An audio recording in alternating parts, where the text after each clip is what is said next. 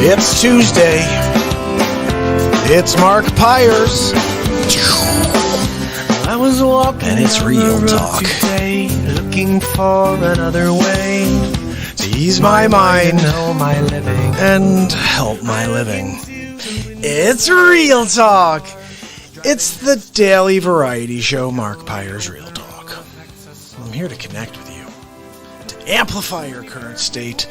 And I'm here with you on day 597 in a row of the Mark Pyers Real Talk show. And we're about to get into it. But I'm in the middle of literally downloading some work I just did for you guys. Episode 21 of the Donald Trump Show is ready to be displayed for you, premiered right now on Real Talk Day 597. It's 87% complete, so what we're going to do is I'm going to play you a song while we're waiting. Now, I, of course, can play you a ton of face swaps. I can play you any of the first 20 episodes of the Donald Trump Show. But I think it would be kind of cool if we start off with a little music while we wait for this clip to prepare itself. It's at 92% right now. Istanbul, how are you? Greetings from Germany. How do I say hello in German? All I can say is this. Ich liebe dich, my fans in Germany. I love you, my fans in Germany. My wife is German and Italian.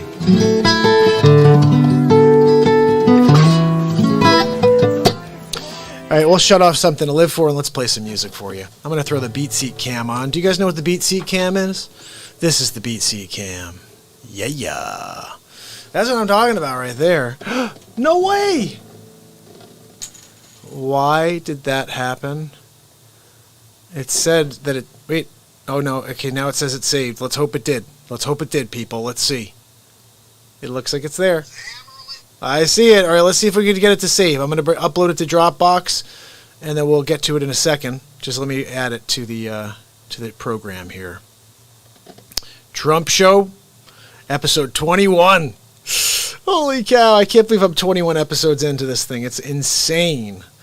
I'm putting it in the camera upload section over there, and we're ready to roll. Let me just make sure I do one thing. I want to make sure this uploads while we play music for you. So let's just do something right now. I'm going to leave this page open. All right, guys. I'm going to also open up YouTube. Head over to YouTube, guys. Subscribe and ding the bell. Join the program over there. That's where my people are. And hopefully they'll all be joining me. It's unfortunately Sig is on, my brother. Unfortunately, it's a very late night. I got started because I was getting episode 21 together for you. Sig, wait till you see episode 21. It's gonna blow minds. I threw it together very quickly for you right now because I wanted to get on the air at 11:10. So realistically, I'm gonna probably have to do some editing, but it's solid. Should I give you a little heads up about what it is? So I don't know if you guys saw, but last night Michelle Obama got on the air. So we got a little of that in there. Let's see what we have to erase here.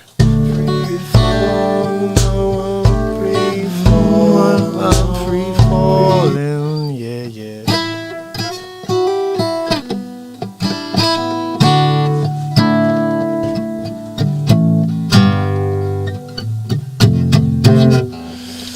Now, we haven't had a song in a couple days because we had the amazing Dr. Richard M. Fleming on yesterday, and he did not disappoint. Holy cow. If you did not tune in to Dr. Richard M. Fleming yesterday, the episode is there for good.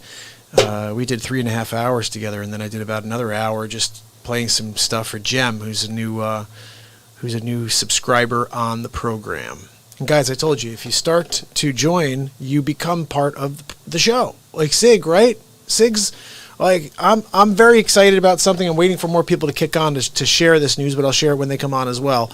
I'm excited for Sig. Real Talk's own Sig Sauer has started a business, and I'm very proud of him for taking those entrepreneurial steps. You know, about 6 months ago, I was part of a round table, so to speak, with Columbia University grads, and I'm not a Columbia University grad, but they asked me to be a part of it because I invented the BeatSeat. And they were talking about inventors and talking about the process and the gruel, the struggle of creating something and then trying to find a market for it. And then they talked about it was a part of something called Stage 2 startups. What Stage 2 means is people who are in the second part, maybe they had a career, maybe they were a banker or something, and then, or they, whatever it was, now they have a second stage of their life where they're going to do something entrepreneurial, start a business, and found something. You want to be the founder of something, right? Well, right now, my man Sigur's doing something, and I'm very excited to be a part of it. I will be sharing it with you guys tomorrow, and going forward, you can use a code, Real Talk, I think is the code. You can just pop that in when you go on and get I think it's I'm not sure what the discount is yet when you use the Real Talk code, but I'll find that out tomorrow, and we will drop all the information for you. Very excited about this. And the thing is like Sig says, he's planning to help others, helping myself by helping others. It's so true. Look, you came up with it's a solution to a problem. That's all I'll tell you right now. Just get excited about it. And get excited about episode 21 of The Trump Show, guys. It's going to be insane. It's about, I'll say, 6 minutes from being ready, so let me play you a song. Let me play you a little something of mine while we start off here, okay? I'm going to play you a song to remind you of something, okay? When you hear everybody trying to divide us out there with these different phrases, think about this song.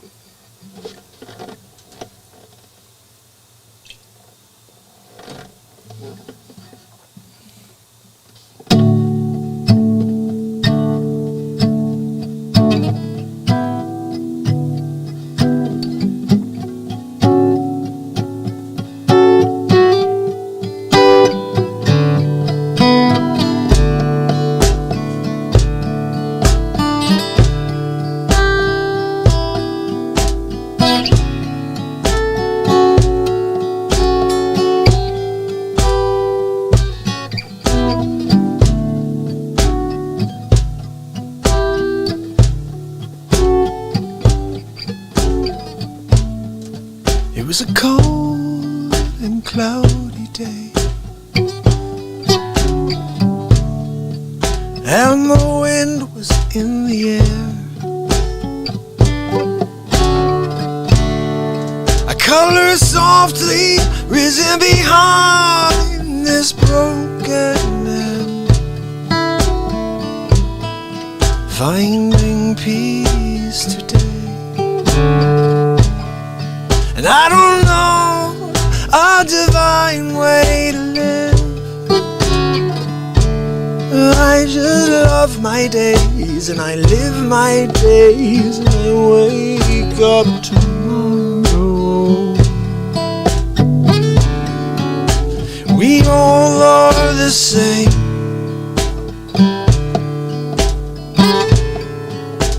We all feel the same. We heard the same, we love the same, we all are the same.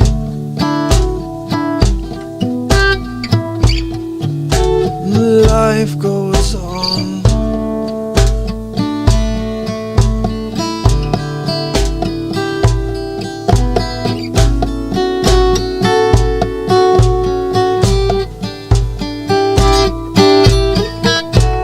Maybe today release sounds like the right word for me.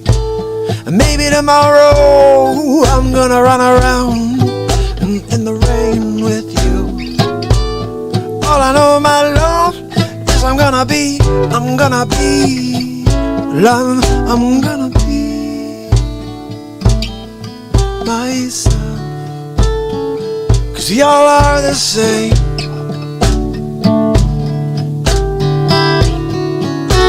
We all feel the same. We heard the same, love the same. Life goes on.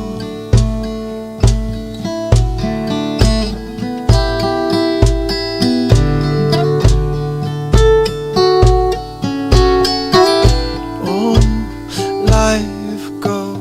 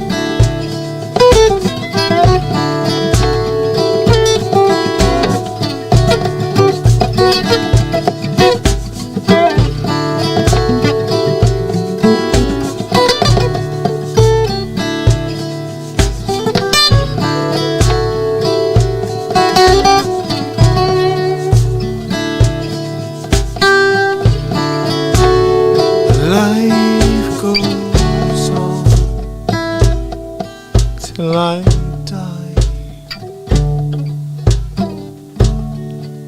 I'm holding hands with God. Open my eyes, face to face with this broken man. But I'm finding peace today.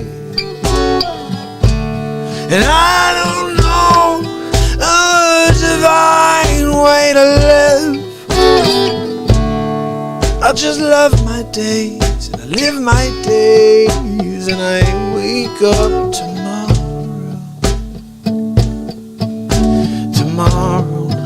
I'm awake and I'm ready to rise. I'm ready to go.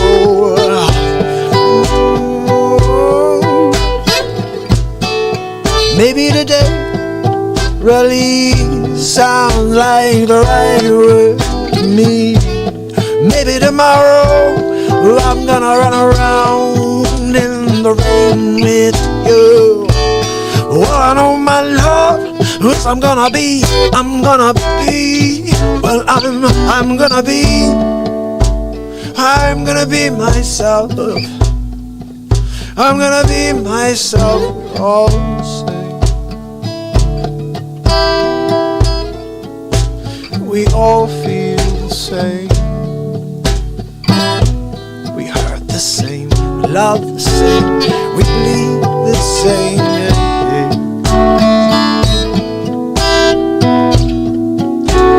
We all are the same, all the same, all the same.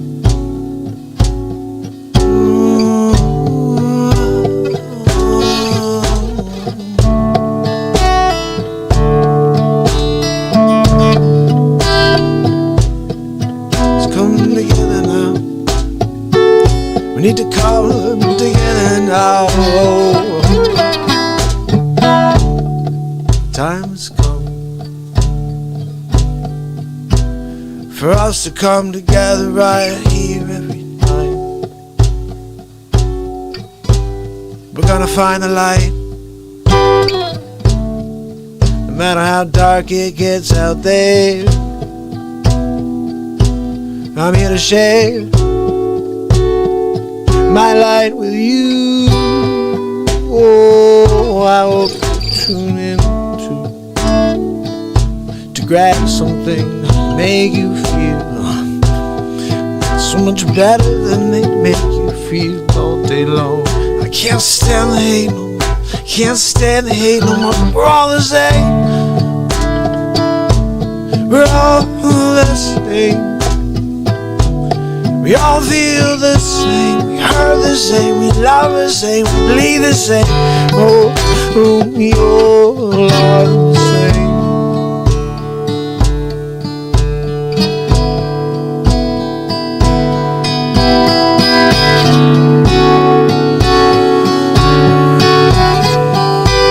We all are the same. We all are the same. We're the same. We need to come together now before it's too late. Life will go on. Life will go on. Life will go on. With or without us. Let's come together. Obviously, you can tell I added a bunch to the end that's not really part of the song. The song was the first 9/10 of it. I see my buddy John came on. John Pinto, how are you, my friend? John, you're here for something very special. Let's get over to it. So, let me put this guitar down because I'm going to enjoy this with you guys, all right? I have not seen it yet. I'm going to sit here and giggle through it with you, because this one is definitely, again, another really, really controversial one. And I hope you guys are okay with that. I mean, this is the Real Talk program, okay? What we're going to do here is we're going to continue to drop the controversy. Tomorrow, I want to share something with you guys. I'm very, very excited about this. I put this out on Facebook earlier already as an event. If you are on Facebook with me, you may have seen this. 8:30 tomorrow night. John, you said 8:30 was a good time for you. 8:30 tomorrow night. I have a very exciting event, okay? It's Doctor. I'm gonna actually read this to you because I want you to hear about this gentleman. I'm very excited about this. Ready? Events. Here we go. This is what the title of the event is for tomorrow. Is there a more effective treatment when it comes to cancer? Author Charles Pixley rips the lid off. I think I said, hopefully I just said this right. Rips... Let me see it. I think I said rips the lid. Hold on. Rips the lid of his. Come on, it's off, dude. I gotta fix that. It's not working. Of course, this is what I deal with over here. This stupid Facebook sucks. You know what I'm saying? It sucks. I'm trying to tell the guy to just switch the thing over to say the right word. You know what happens when we're doing this quickly right before the show? You miss little things like an F. Why don't you go F over there? And of course, it's not working. So listen, forget about that, or I'll fix it later. But tomorrow, Charles is going to be here to discuss it's a controversial treatment that has been banned in the United States of America. It's used in other places of the world, and they have tremendous success with cancer and without having to use chemotherapy. So we're going to discuss that tomorrow. I'm going to be actually reading his book. And then you guys will have an opportunity to get it as well after we have him on the show tomorrow. But without further ado, I think it's important for us to play the 21st episode of The Donald Trump Show. And I wish we had more people on with us to see this for the maiden voyage. But tomorrow I will be dropping this cleaned up final version on my YouTube page. Let's call it by 10 a.m. I'll have it live. I hope so. Okay, so check this out, guys. Episode 21 of The Donald Trump Show. Bye, men. It's Hammerlin Jameson live with episode 21 of The Donald Trump Show. Ladies and gentlemen, Donald Trump.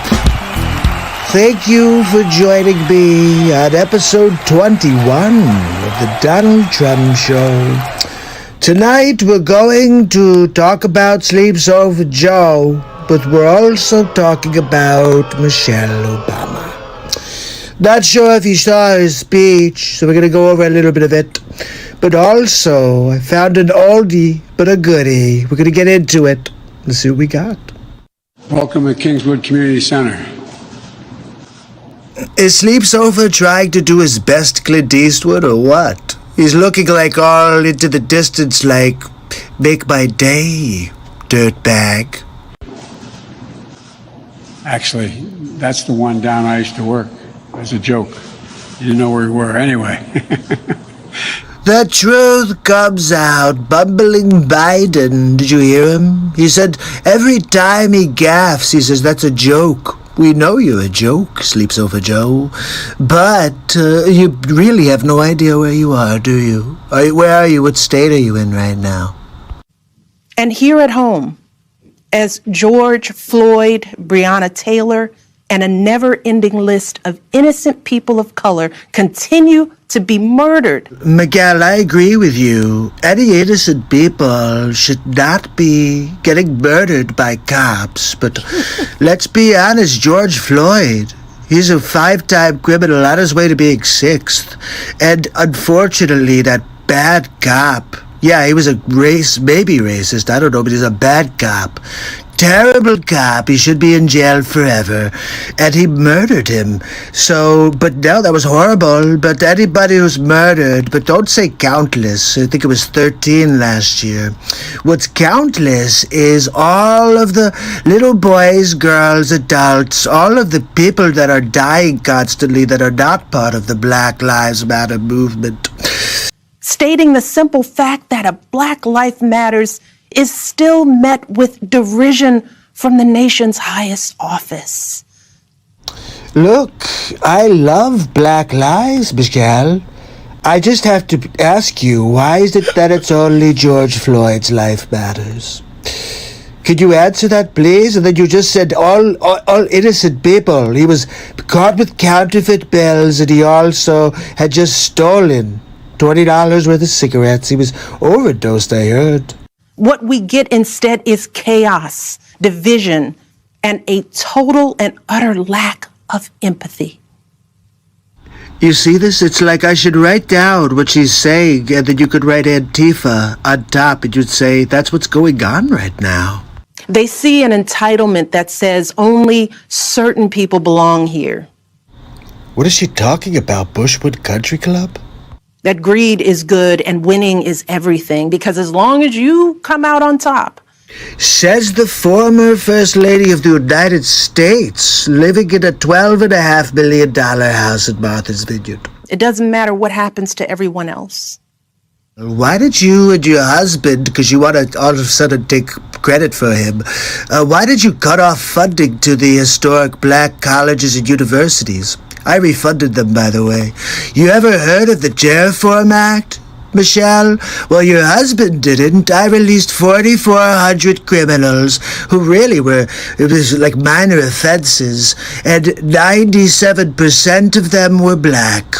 Why didn't you do that, Miguel? They see our leaders labeling fellow citizens enemies of the state. You know, I'm looking into the Snowden case because you declared him an enemy of the state for just telling the people what you were doing behind their backs. It just goes to show that you didn't just spy on the Trump campaign, you spied on every single human being in the United States of America. Good job. Very good. For me. You're going down. So all I gotta say, hashtag Obamagate. Hashtag Shadowgate, really. While emboldening torch-bearing white supremacists. You know, this would have been the perfect time for her to bring up the wild people in the streets. They're burning buildings, they're beating people up in the streets, they're murdering each other, the criminals in all the democratic cities. And she doesn't bring it up. She talks about white supremacists. Where the hell is that going on? We're talking about rioting in the streets. It's all of your people, Michele. They watch in horror as children are torn from their families and thrown into cages. Are you kidding me? We're talking about the cages that your husband built. Look at this, right on national television. She's lying to the people. Your husband is the one who built the cages and used them first. I don't even know how much we use them, but I know your husband built them. And pepper spray and rubber bullets are used on peaceful protesters for a photo op. Why would I not take a photo op with a Bible in my hands?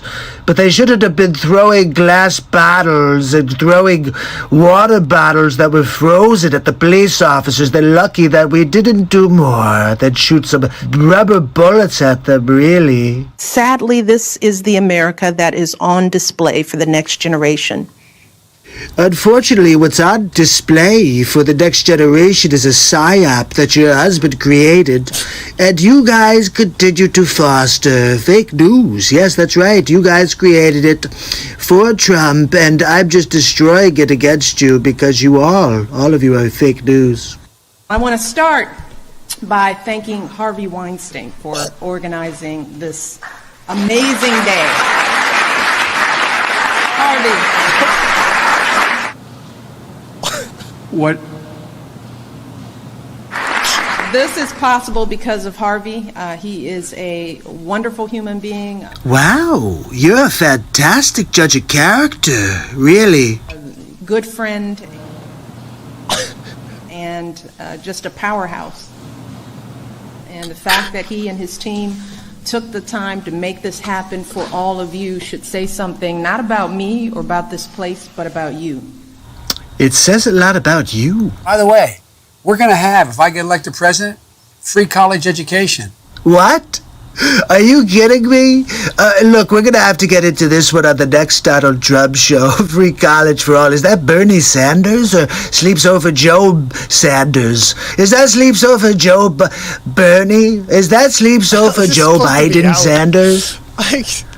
Are you kidding me? Are you kidding me? Guys, you're We're seeing talking about Sleeps Over Joe, or is that Bernie Sanders? Free college? How are we going to do? Let's just write checks for everybody and give them college for free. This is hilarious. We'll get into this one. I'll see you next time on the Donald Trump Show. Have a good night. So you guys saw a little piece that should have been cut out there that obviously I forgot to edit out while I was in the middle of cleaning this up for you.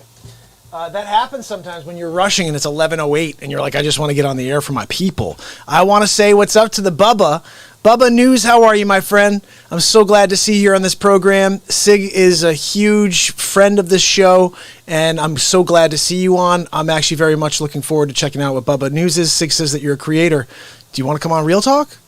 Like, I'm really into this interviewing thing. Like, the last 2 days Mariam Hanane comes on once a week. And yesterday, we had Dr. Richard M. Fleming on, and he dropped some serious knowledge on coronavirus, but also on the fact that it could be a vascular disease, and he basically laid out just a formula on how you could protect yourself if you do get COVID-19. And so it was an amazing thing. Tomorrow, we have Charlie coming on to discuss his book.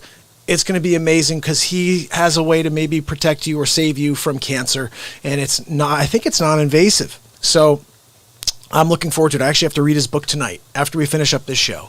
But Bubba, I'm so glad to see you here. What I'm going to do for you, my friend, is play you a song, and then we can do some more face swaps. Do you have anybody that you like, any celebrity impressions that you're into? Like, who's your favorite actor? Who do you like most? I'll tell you some of the people I do, and then you just can pick someone and just lay it out there, and I'll just roll on it, okay? So obviously you know I do Donald Trump. Look, Bubba, it's crazy. You come by the Real Talk Show. We're going to have a good time, Bubba. Of course. Look, hold on, Bubba, one moment. Melania, is it okay if we have Bubba over? No, he won't use our gold toilet. It's okay? Okay. Look, just throw some chicken nuggets into the double oven, okay? And the barbecue sauce I like, you'll get it. And the double, Melania. So you have, obviously, Trump, but, look, my Aunt Judy told me. My Aunt Judy told me that if I go after things that I could want... Joe, sleepy, wake up, Joe. You're falling asleep on camera again. Well, I'm sorry, my Aunt Judy told me to wake up. Look, I like it when they sit on my lap. I'm the only guy who could beat Joe, you're sleeping again. Hello? Are you awake, Joe? I think Joe has figured out how to fall asleep while he has his eyes closed. It's like a lizard, really. I'm not really sure. How Sleepy Joe? It's really Sleep Sofa Joe. He comes in 7 different fabrics and colors. So you could get a Sleep Sofa Joe, and it comes in the Senator edition, never being president. No, he's vice president. Number two, just like what comes out of my butt and into the gold toilet, really. Paul, I'm so glad to see you. Paul is I'm so excited because Paul and I have been chatting in between episodes. Paul's finally able to realize I'm on between like 8:30 and 11 like every night, and then I go on for 2 to 5 hours. And so basically, Paul, I love you, brother. You're so cool. I love how you're really in tune with the show, and you've been paying attention when you're not able to go live. You're checking out the shows offline, and that means so much to me. I always say that I'm here to leave messages. I don't know if they'll ever be heard. I've been here for 597 days in a row for what started about 15 minutes. I do about 15 minutes a day. Actually, it was kind of crazy. I'll tell you a very short story. Started this on December 31st, 2018, okay? Right before going into the new year. And I was like, I'm a real estate agent. So if you do need to buy or sell anything at all throughout the United States, I can help you by doing the work for you and find you an agent to interview. You can interview 2 people yourself, 3 people yourself, but just let me find a third or fourth for you. And I'm pretty sure I'll find you someone who you're going to like, because I'm going to do the research that you don't know how to do theoretically, because most people don't buy a property. It's maybe once every 7 years. That's the average, right? I do this every single day of my life. So I'm going to ask some pointed questions that you would never think of asking in order to find you the perfect agent.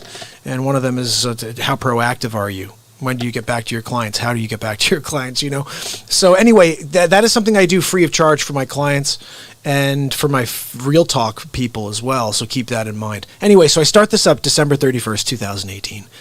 The first show was like, hey guys, don't forget in 2019 that I'm a realtor, okay? I've had a lot of friends that have purchased homes where I grew up.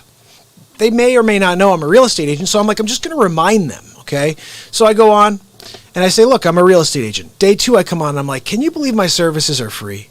It's like realistic. If you know this, as a real estate agent, when you come to buy something with me, I don't get paid until you buy something. So I've worked for clients in the first day they buy something, and I've had some that took 3.5 years before they purchased something. And that whole time I'm paying for gas, I'm doing whatever, driving around. You know, it's a lot of time in order to find that home.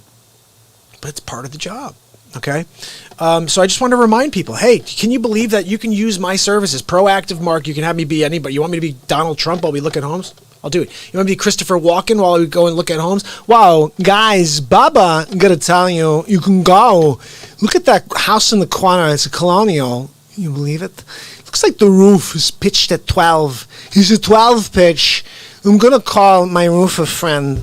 He's going to tell me exactly what pitch that roof is at. I think I could hang my cowbell from the corner. Look, I hang my pants one leg at a time, but when I do it, I make gold records. Christopher Walken, we have a new story for you. The Christopher Walken story time. Put you to sleep at night, give you nightmares. Paul, I worked for a very large property management company. Very cool. My friend, yeah, Bubba's right. Bubba said, you have my respect. Wow, very cool. Sometimes these relationships take a long time to come to fruition. You know what's interesting, Bubba? I started this again. I was like 4 or 5 days in, and someone close to me, not my wife, because Dr. Froming was hilarious yesterday. He goes, so your wife said that? But someone very close to me said, look, you can't go every day. No one wants to see you every day. Do like once a week. And I'm like, well, better yet, why don't I just do once a month? Maybe I'll do once a quarter. How about I do like once a year? Hey, guys, it's the year of Will. And I said, when I looked at this person that I love, and it's close to someone close to me, I said, you know what? Thank you for the fuel. I have a quote that I wrote last year. It was more positivity. The whole show is this, where I just talk to you about what you have. You have a uniqueness within you that needs to be brought to the surface, and when you do, the world can change. And so I would do that all year long. And one of my quotes was, when someone says you can't, smile and thank them for the fuel. That is a powerful moment. When someone says to you, Mark, you don't have what it takes. I don't think you have what it takes. No one wants to see you every day. Excuse me? Well, I guess I just have to go every day until I'm no longer breathing. Now, we've been here for 597, and I have no intention of ever stopping. We had a hurricane last week, lost power for 5 days, didn't stop. I still got out that night and did a real talk when we went to get batteries. I will never leave you guys without a message. If time and those messages connect with people and I'm still here, that's an amazing thing. I can't wait to meet some of you and just shake your hands and look at you and make eye contact with you and let you know how special you are. This world right now is trying to divide us, and they're trying to tell us how different we are, but we are different in so many aspects, but we are all the same. If you listen to the song I played for you a little while ago, we feel the same emotions. We have the same emotions coursing through our bodies, but we just feel them differently. The best way I could explain it. When someone falls and hurts themselves, the first thing I do is I go, are you okay? I feel bad. I have compassion. I have empathy. That I can feel the pain in a way, because I am in a way connected. I don't know if an empath is a real thing, but I can feel people's energy, so I don't know what the hell that is. But so I'll go right over and say, are you okay? One of my best friends in high school would laugh at people when they would fall and get hurt. He would laugh, and I would say, how could you laugh at someone getting hurt? And he'd say, it's just funny. I think it's funny when someone gets hurt. Those are the words out of his mouth. I think it's funny when someone gets hurt. Someone gets hurt, and I'm like, are you okay? Can I help? I come out here for 597 days to provide light to this planet, not because I'm getting anything back, but because this planet needs light. And if it's not my job, I don't know what the heck I'm meant to do with my time. But I have a guitar in my hand. I invented this thing right here that I'm sitting on, and it's the first drum in the world for guitar players. So let's get into it. I'm going to play something for Bubba. Oh, my man. Bubba, you are awesome. Listen, I'm going to play you something. Don't go anywhere. You need to hear the music. This is a whole other part of the show, okay? If you have a request, let me know, but I'm going to play you something right now that I think is really cool. I've been playing this song lately. I just think it's a really awesome song by Coldplay. And I never played it before. I'm getting a lot of requests. Denise isn't on tonight, but she gives me a lot of great requests, and I play them. Like, did a bunch of Nirvana for you guys, which is awesome. And then, of course, you know the stuff I've been playing for you lately, but we've been doing Tom Petty. Never did that in my life, and that's been fun. But this is a song I never played, but I always loved. It's called Fix You.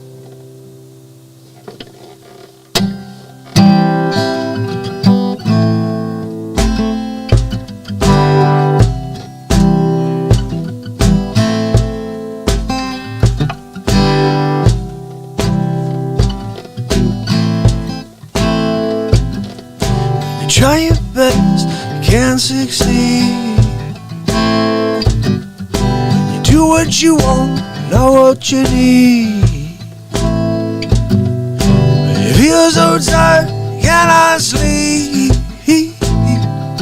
Stuck in reverse. When the tears come strong down your face,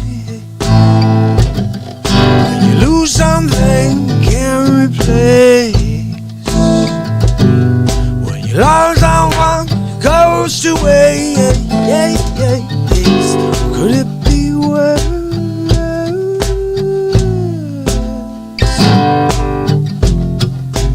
Lights will guide you home, and ignite your bones. I will try to fix you.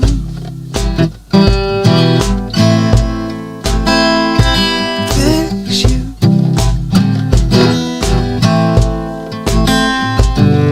Yeah, high up, oh, down below.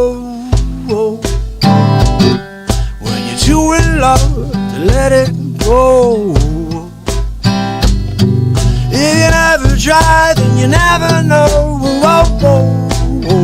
what you're worth.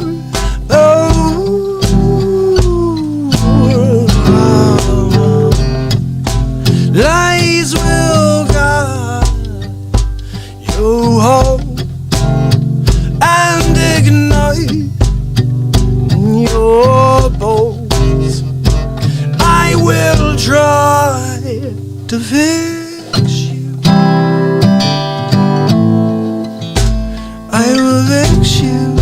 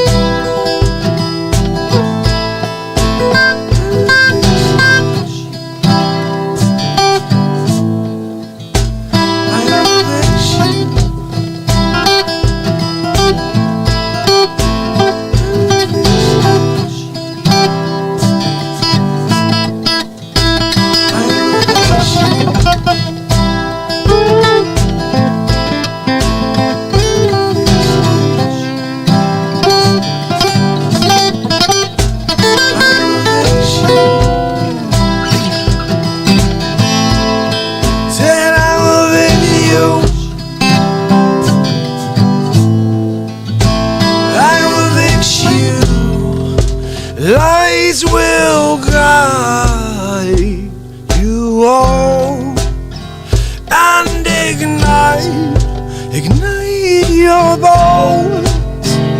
I will try to fix you.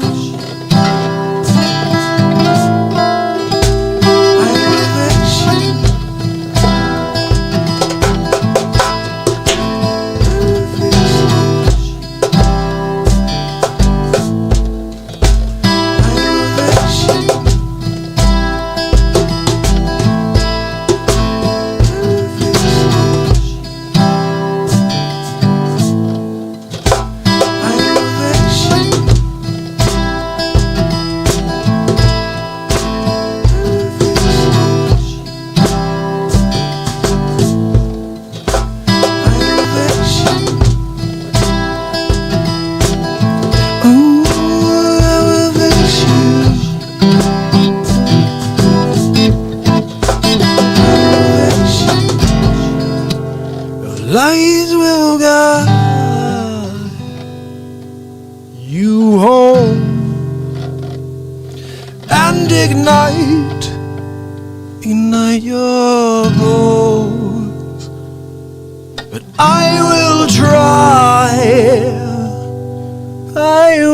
to fix you. I will try to fix you.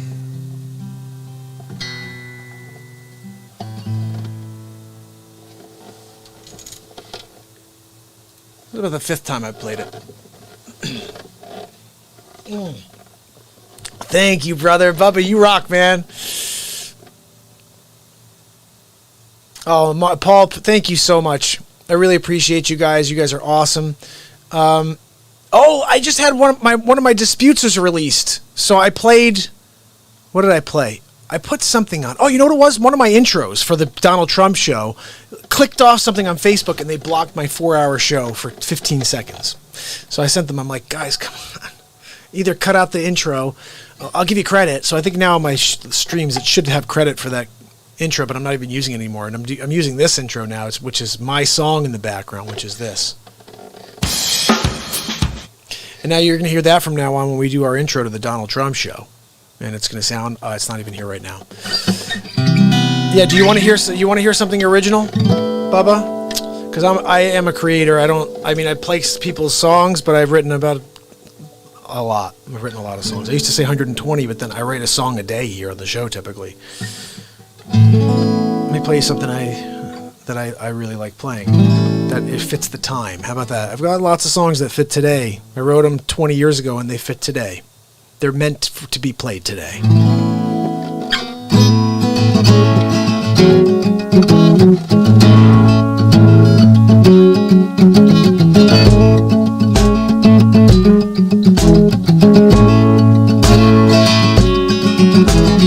Sometimes I try a little too hard.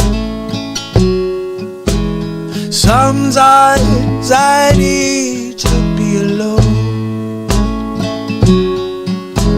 But most times I need you there to hold me close and let me know who I am. 'Cause we try to please ourselves,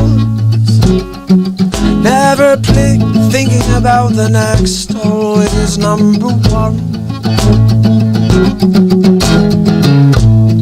And I don't know why we are here and the stars are in the sky, when I'm not sure if we can change. Oh, but you know I'm gonna try. I just want the best for you and me. For you and me. For you and me. We'll get the best, just you and me.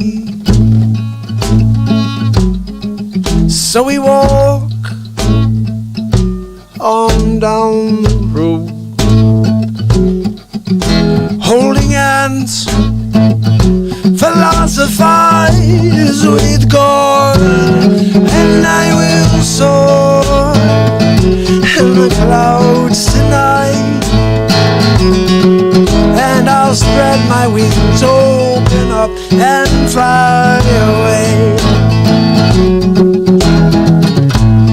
When I don't know why we are here and the stars are in the sky, when I'm not sure if we can be free,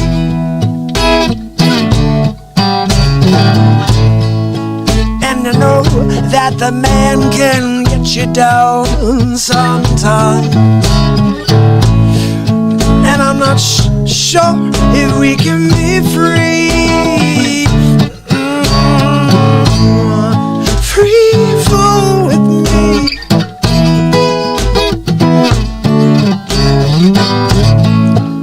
Free fly away like a dream. You love the ones you miss the most. For sure, you love the ones you miss the most. And at night, the cool air feels right to me, and I thank the Lord, and I pray for more. And if the time comes when we all judge ourselves, my Lord, just let me know, and I'll be there for you.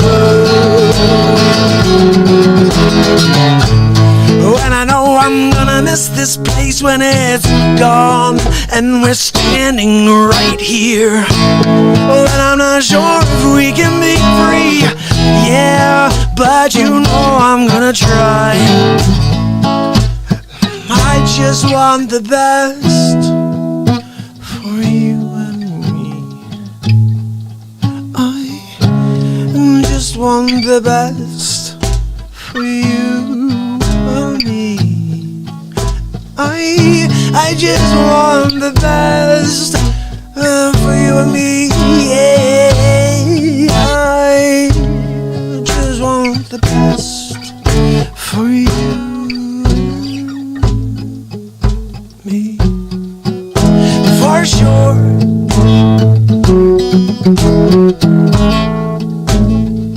Get the best, just you and me. Just you and me, just you and me, just you and me, oh yeah, just you and me. We'll get the best, just you and me.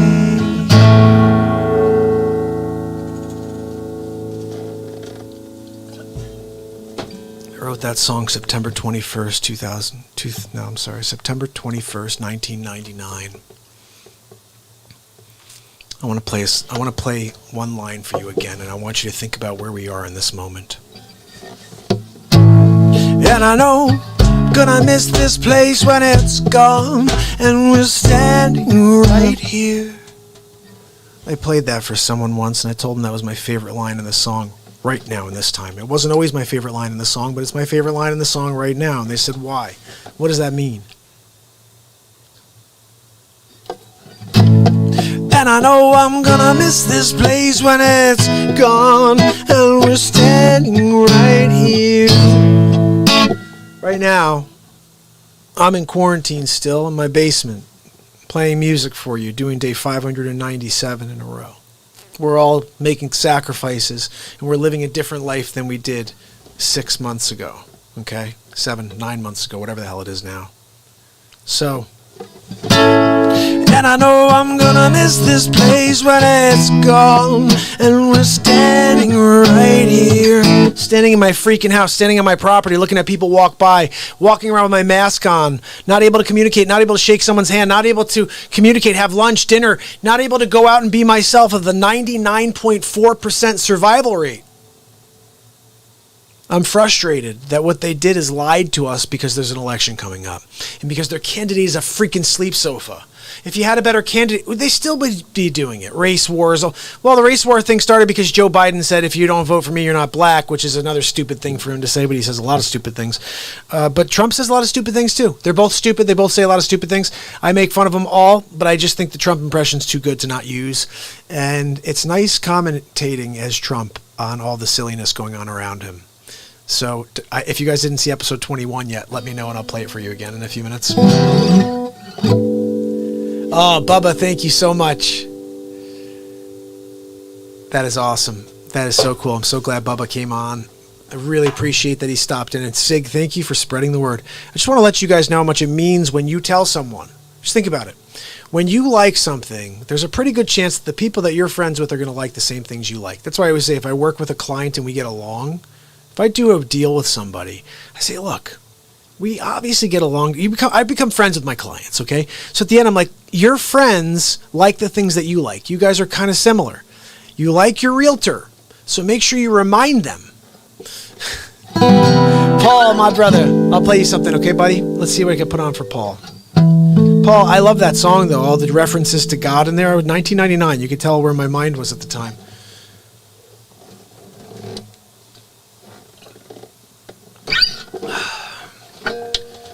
Play something a little bit more mellow at the moment. I actually got like a little bit of a headache. It's like right here, wherever the heck it is.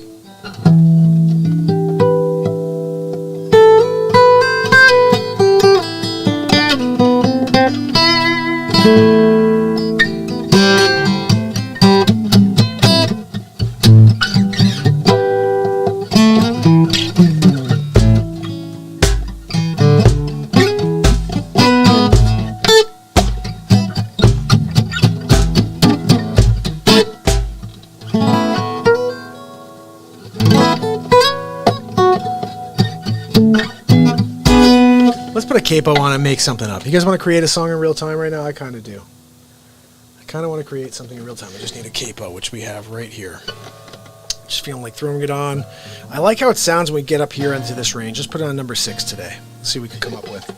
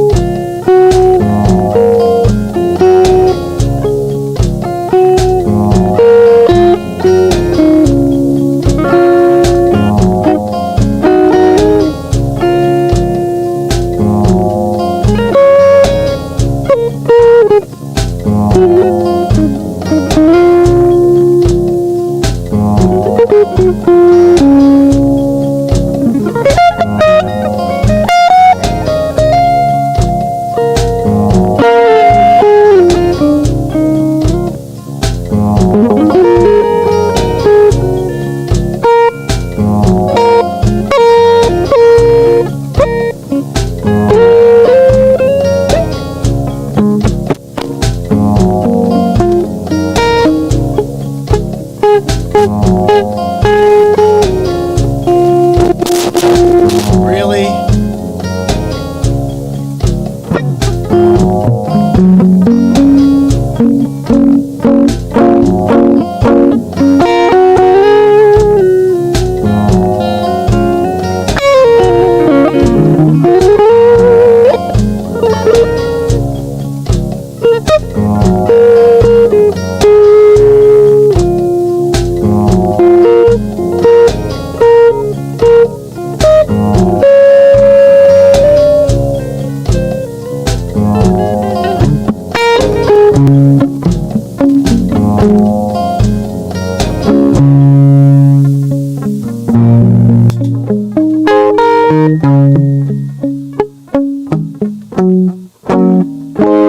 I don't know why the got a delay. It's not working though.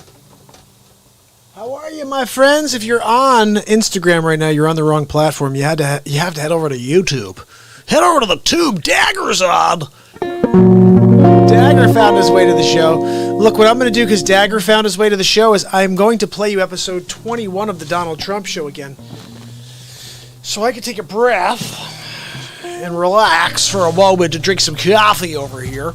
This is episode 21 of the Donald Trump Show. If you are on right now, if you are on the Real Talk program on Instagram, please head over to YouTube. That is where the show is best, plus where you could actually see the show. Okay? Dagger just stumbled in. Episode 21, Dagger, of the Donald Trump Show. Here we go. It's Hammerlin Jameson live with episode 21 of the Donald Trump Show. Ladies and gentlemen, Donald Trump. Thank you for joining me on episode 21 of the Donald Trump Show. Tonight we're going to talk about Sleeps Over Joe, but we're also talking about Michelle Obama. Not sure if you saw his speech, so we're going to go over a little bit of it. But also, I found an oldie but a goodie. We're going to get into it. Let's see what we got. Welcome to Kingswood Community Center. Is Sleeps Over trying to do his best Clint Eastwood or what? He's looking like all into the distance like, make my day, dirtbag. Actually, that's the one down I used to work as a joke. You didn't know where we were anyway. The truth comes out. Bumbling Biden. Did you hear him? He said every time he gaffes, he says, that's a joke. We know you're a joke, Sleeps Over Joe. But you really have no idea where you are, do you? Where are you? What state are you in right now? And here at home, as George Floyd, Breonna Taylor, and a never-ending list of innocent people of color continue to be murdered. Miguel, I agree with you. Any innocent people should not be getting murdered by cops. But let's be honest, George Floyd, he's a 5-time criminal on his way to being 6th. And unfortunately, that bad cop, yeah, he was maybe racist, I don't know, but he's a bad cop. Terrible cop. He should be in jail forever. And he murdered him. So, but no, that was horrible. But anybody who's murdered, but don't say countless. I think it was 13 last year. What's countless is all of the little boys, girls, adults, all of the people that are dying constantly that are not part of the Black Lives Matter movement. Stating the simple fact that a Black Life Matters is still met with derision from the nation's highest office. Look, I love Black Lives, Michelle. I just have to ask you, why is it that it's only George Floyd's life matters? Could you answer that, please? And then you just said all innocent people. He was caught with counterfeit bills, and he also had just stolen $20 worth of cigarettes. He was overdosed, I heard. What we get instead is chaos, division, and a total and utter lack of empathy. You see this? It's like I should write down what she's saying, and then you could write Antifa on top, and you'd say, that's what's going on right now. They see an entitlement that says only certain people belong here. What is she talking about? Bushwood Country Club? That greed is good and winning is everything, because as long as you come out on top. Says the former First Lady of the United States, living in a $12.5 million house at Martha's Vineyard. It doesn't matter what happens to everyone else. Why did you and your husband, because you want to all of a sudden take credit for him, why did you cut off funding to the historic black colleges and universities? I refunded them, by the way. You ever heard of the Terraform Act, Michelle? Well, your husband didn't. I released 4,400 criminals who really were, it was like minor offenses, and 97% of them were black. Why didn't you do that, huh, Miguel? They see our leaders labeling fellow citizens enemies of the state. You know, I'm looking into the Snowden case because you declared him an enemy of the state for just telling the people what you were doing behind their backs. It just goes to show that you didn't just spy on the Trump campaign, you spied on every single human being in the United States of America. Good job. Very good. For me. You're going down. So all I gotta say, hashtag Obamagate. Hashtag Shadowgate, really. While emboldening torch-bearing white supremacists. You know, this would have been the perfect time for her to bring up the wild people in the streets. They're burning buildings, they're beating people up in the streets, they're murdering each other, the criminals in all the democratic cities. And she doesn't bring it up. She talks about white supremacists. Where the hell is that going on? We're talking about rioting in the streets. It's all of your people, Betuele. They watch in horror as children are torn from their families and thrown into cages. Are you kidding me? We're talking about the cages that your husband built. Look at this, right on national television. She's lying to the people. Your husband is the one who built the cages and used them first. I don't even know how much we use them, but I know your husband built them. And pepper spray and rubber bullets are used on peaceful protesters for a photo op. Why would I not take a photo op with a Bible in my hands? But they shouldn't have been throwing glass bottles and throwing water bottles that were frozen at the police officers. They're lucky that we didn't do more than shoot some rubber bullets at them, really. Sadly, this is the America that is on display for the next generation. Unfortunately, what's on display for the next generation is a psyop that your husband created, and you guys continue to foster fake news. Yes, that's right. You guys created it for Trump, and I'm just destroying it against you because you all of you are fake news. I want to start by thanking Harvey Weinstein for organizing this amazing day.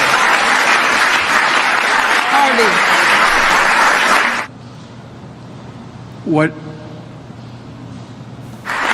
This is possible because of Harvey. He is a wonderful human being. Wow, you're a fantastic judge of character, really. Good friend and just a powerhouse. And the fact that he and his team took the time to make this happen for all of you should say something not about me or about this place, but about you. It says a lot about you. By the way, we're going to have, if I get elected president, free college education. What? Are you kidding me? Look, we're going to have to get into this one on the next Donald Trump show. Free college for all. Is that Bernie Sanders or Sleeps Over Joe Sanders? Is that Sleeps Over Joe Bernie? Is that Sleeps Over Joe Biden This Sanders? is sometimes how it works while I'm working. Check this out. Are you kidding me? Are you kidding me? We're talking about Sleeps Over Joe, or is that Bernie Sanders? Free college? How are we going to do? Let's just write checks for everybody and give them college for free. This is hilarious. We'll get into this one. I'll see you next time on the Donald Trump Show. Have a good night. Okay, so guys, I cry. I shut this thing on mute, but I cry every time. There's 3 or 4 times in that video where I call her Miguel. I call her Miguele. I call her Miguele. I never call her Michelle, I don't think. Oh, my goodness. Let's see what we have over here. Paul said, sounded great to me, Mark. Take a break and let's hear it. Sounds good. So that basically right there, though, is episode 21, but I have to edit it. I'm telling you now, I had this idea of making the Donald Trump Show the movie that was going to end at episode 20, but now I just made this one. Episode 20 needs to be edited. I don't like it. It's not good. I'm going to work on it. I'm going to pull down what's there. I'm going to redo it. It's just not that great.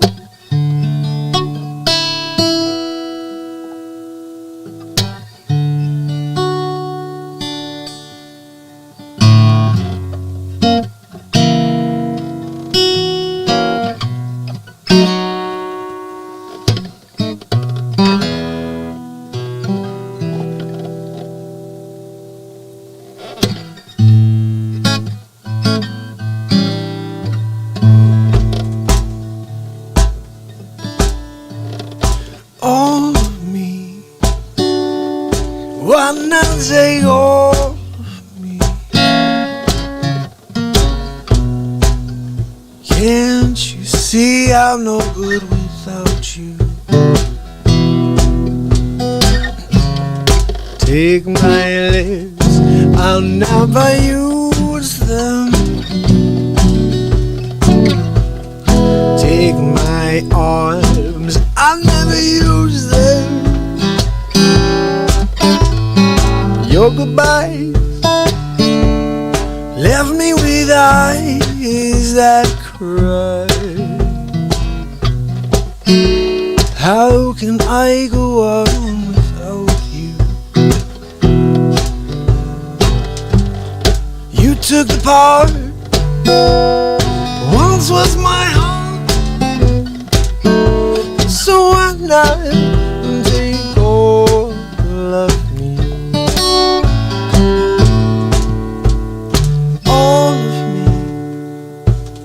Why not take all of me? Can't you see I'm no good without you? You took the part that once was my heart, so why not take all of me?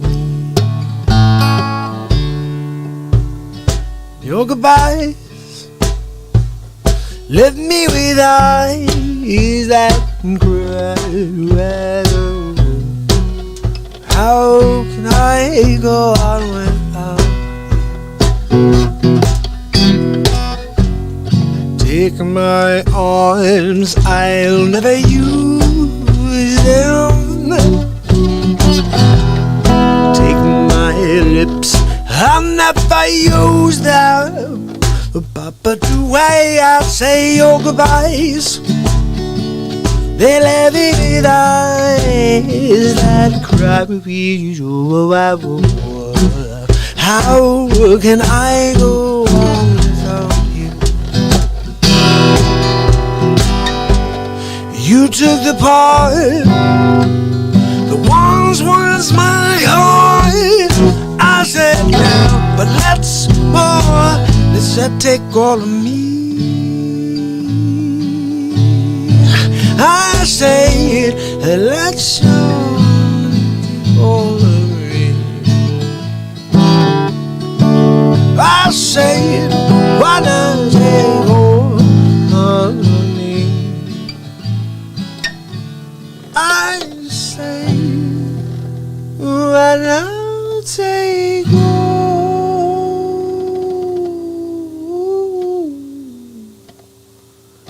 of me?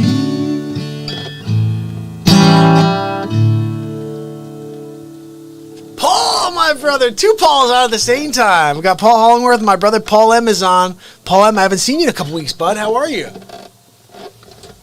So glad to see you, pal. We're here getting down. We're getting down. Last night, insanity. 4 hours, 35 minutes. The night before, insanity. About 4 hours with Mary M. And we're just blowing through like crazy. Seriously, it's nuts.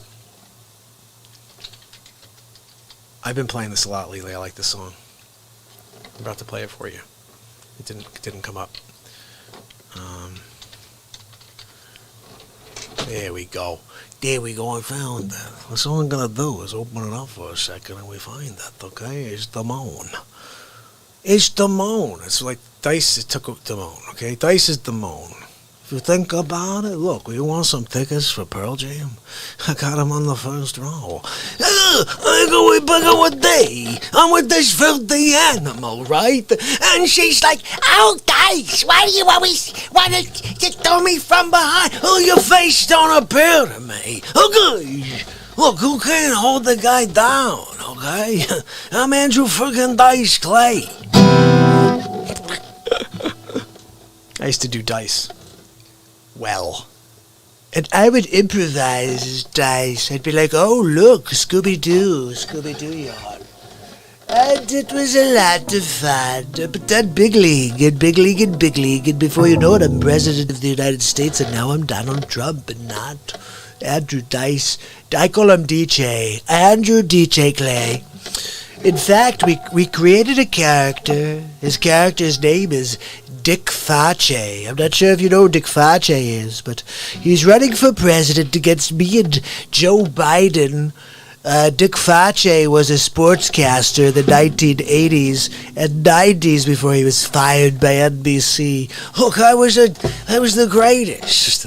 I was the greatest sportscaster in the history of time, okay? Hold on a second.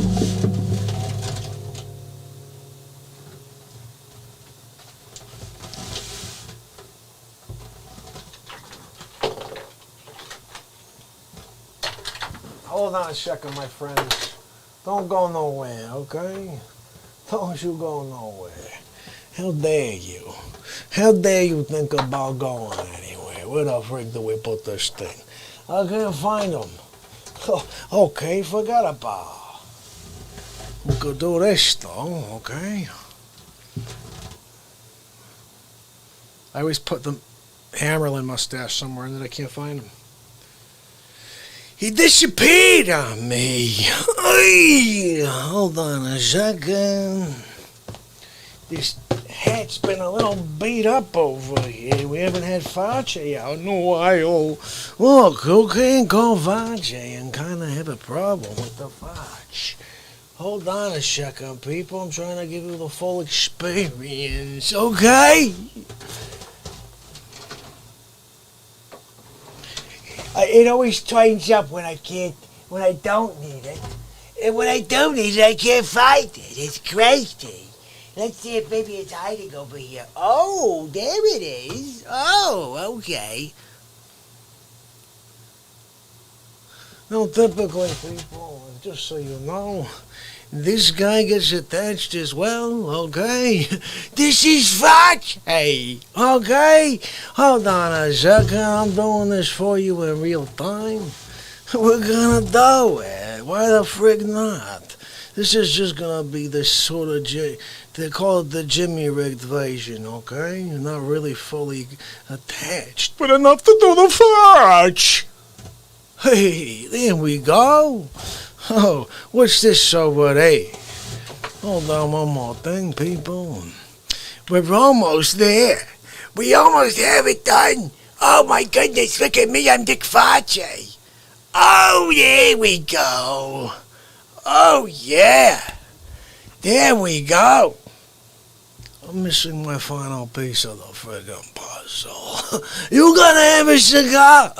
Okay?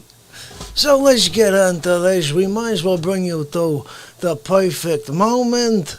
Here we go. I'll tell you what I'm worried about in the 2020 elections. It's that Dick Facce. Have you heard about him? He's gonna be fantastic. Yep, bingo. You told me about him, didn't you? I have to thank you. If Michelle's not running, I'm voting for Dick Facce.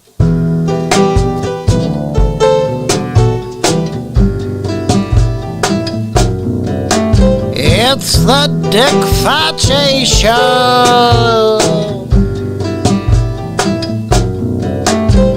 Dick Facci's been alive every day since his mother kicked him out of the womb. Join Dick as he shares how he will save the world as President of the United States of America on the next Dick Facci Show. Hey, it's not that bad, Kato. You're doing a good job. I gotta sometimes let Kato know he's doing a good job, okay? My name is Dick Facci. I've been live every day since my mother kicked me out of the womb. How dare she? How dare she kick Facci out of the womb? I was in there tying my shoes. I was in there playing Jenga. I was in there reading the last chapter of Moby Dick. You know I can't even find that special copy anywhere. She kicked me out of the womb. Where am I supposed to find that? There was no Dewey Decimal System in my mother's womb. How dare she? I can't even find the friggin' librarian that was in there. I digress. So I was the greatest sportscaster in the history of time. 1992, Barcelona. I'm in Barcelona. I'm walking down the street and I hear this lady calling me from behind. She's like, I'm like, who's this lady talking to? How dare she? Don't you know you'll need a permit to talk to Facci? Did you stop at the health department and pull a permit? Did you talk to the maitre d' and ask him if it was okay to talk to Facci? So naturally, I gave her an elbow in the fudge.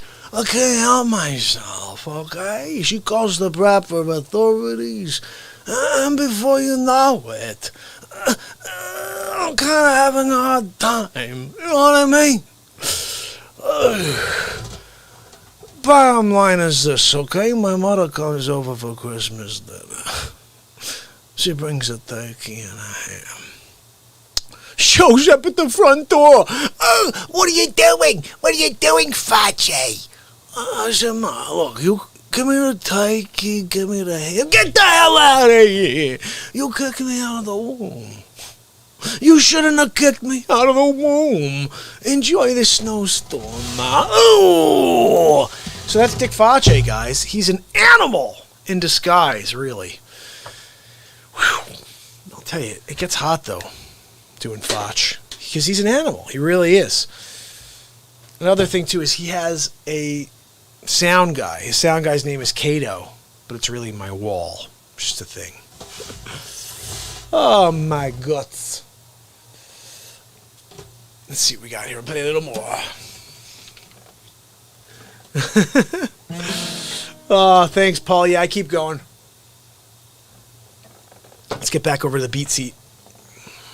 Let me play you one more tune and then 12:30, hour and 21 minutes. Decent show. Let's try something crazy. We're going to go all the way up to this fret. What is this fret?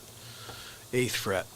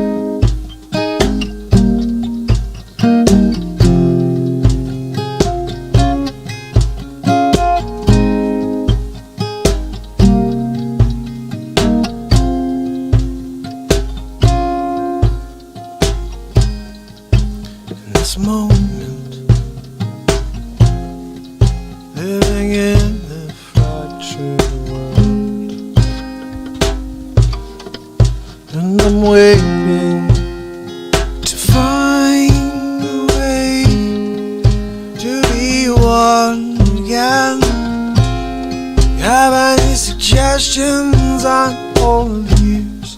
But for now, I'm going to show up and put on a show up every day. I'm show up, on a show up and a show up. Put up a show and every day. The real talk way, make up songs with you every day. Got Paul on the air. My man 6 hours on to Paul Lamb's here. All you gotta do is say hello and be a song with me. Be a song with me. Yeah, one day this will pop up in the podcast form. And I'll be saying my man 6 Hour and Paul Hollingworth are on. Yeah, we need to get together. We need to find a way to be one again. Because this toxic world of ours is designed to bring us down. It's right, it's bound to divide us, divide us, divide us. They want to divide us, divide us. They're going to divide us. They want to divide us. They want to divide us. They want to divide us. Oh, we can't let them know. No, we need to fight back. We need to say enough of the fake news. And you know the fake news is the stuff that makes you feel real icky. But deep inside, I'm really worried. Because no matter who wins, we stay fractured, we stay angry, we stay in hatred as a state. And we need to rise above, we need to find a way to rise above. I'll be here with you. Let's do it here. Let's shut off the negative. Come here on the Real Talk Show. We're gonna rise above all of this craziness, you know. And all you got to do is share. All you got to do is say hello. You become part of the show. It's that simple, don't you know?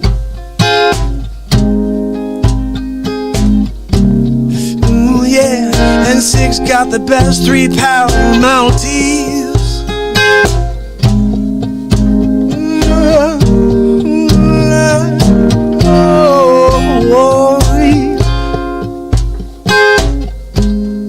These days, there's no way to have educated conversation. No matter what you say, the other person goes right for the jugular. When did we become so juvenile as a society? I'm hoping you can say it's not the way I see it, but it seems so clear. And I don't know what to do because the real fear is what they're doing behind the scenes. And I won't let it happen, no. I'm gonna show up every day until we break down their lives. We're gonna break them down.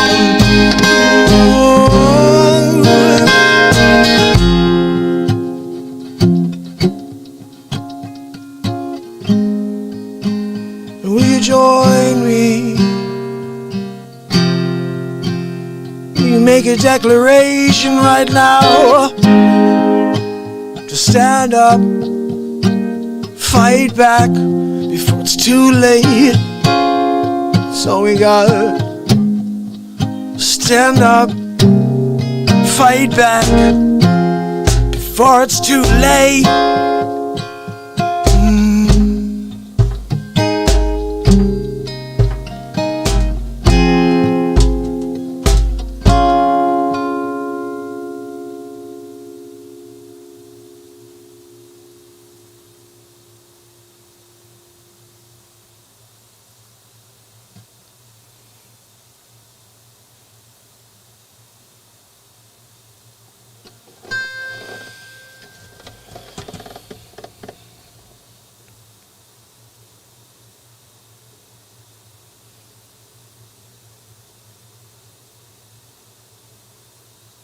We are running out of time.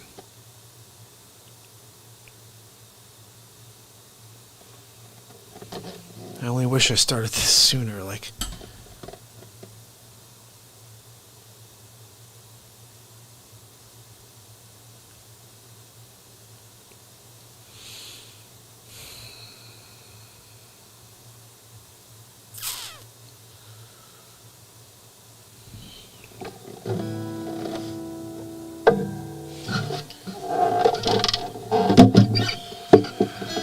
It's just sad seeing a world like this, guys.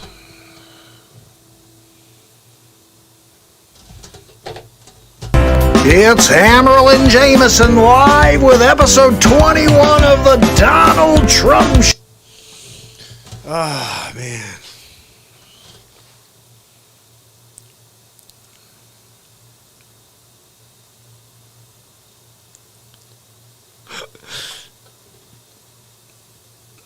Oh, hallelujah. I can rock that out for you. Easy Wines, how are you? Good to see you.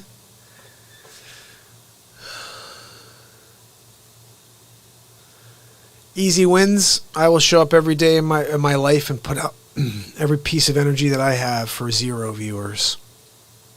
I will show up every day and broadcast to nobody and leave a message. And one day, somebody might get to it. Somebody may come across it and say, I can get something from this. I can build some energy off of this. I could connect to what's human. Maybe not, but I'm going to show up every single day and hope that one day someone comes across these messages. So, I know there are people out here that are like, I need 1 million followers. I need some. I'm going to show up every single day. I appreciate you guys. Everybody who shows up becomes a part of this show. Paul M., you're my brother. Okay, let's see what we have. Lori Beetlejuice Lightfoot looks like someone who just got a massive dose of shock treatment at the Looney Hospital and was just released. She sounds like a really ignorant millennial with no thoughts. It's so funny you said that because I did want to do a face swap of her and just have it be Beetlejuice. We'd be like, hey, it's Beetlejuice. I'm thinking about doing it. You're the man, Paul. I'm going to play you something else here real quick, okay? Because you know the show must keep going. Especially you guys are on. We have a nice group here. Let's keep it going. If you want to spread the word, I'll keep playing. I made that kind of pact with you once before. It's 12:42.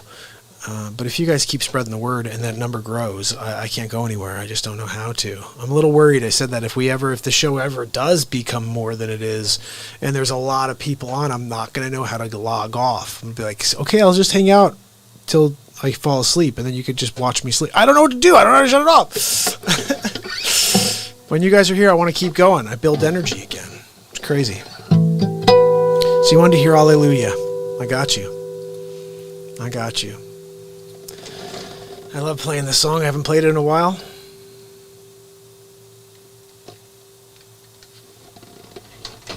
I'm going to play you my version.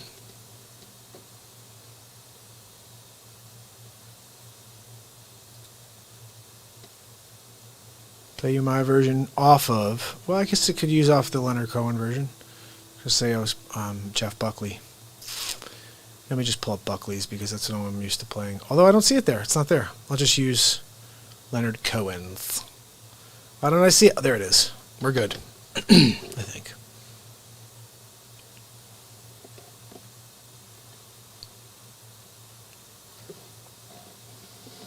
Fifth fret, really? I don't remember that.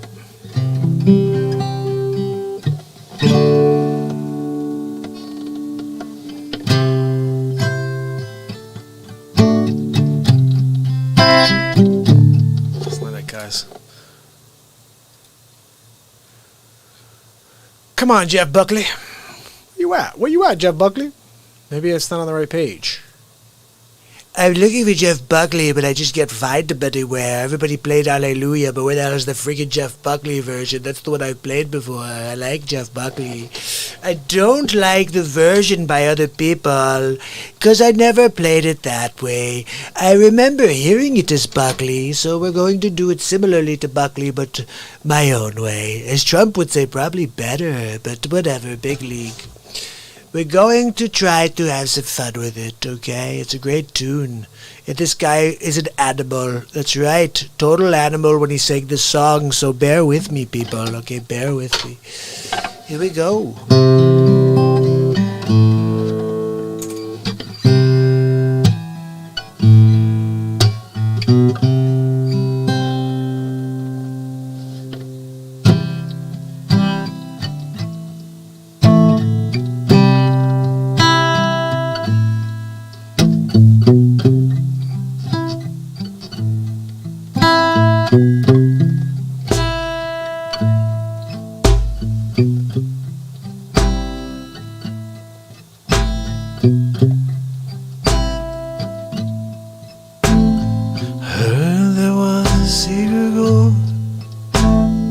David played and it pleased the Lord, but you don't really care about me, do you? But it goes like this: the fourth, the fifth, the minor fourth, and the major lift, and baffled king composing hallelujah. Now we're just going to go back now that I remember it. It's been a while.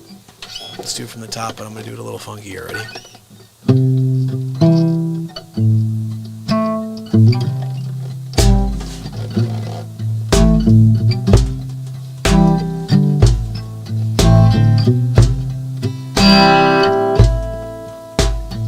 I heard it was a secret chord that David played and it pleased the Lord.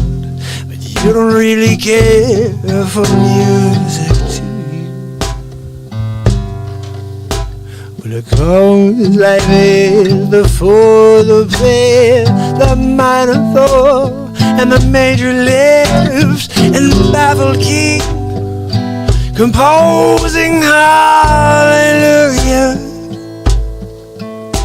hallelujah, hallelujah. Hallelujah, hallelujah.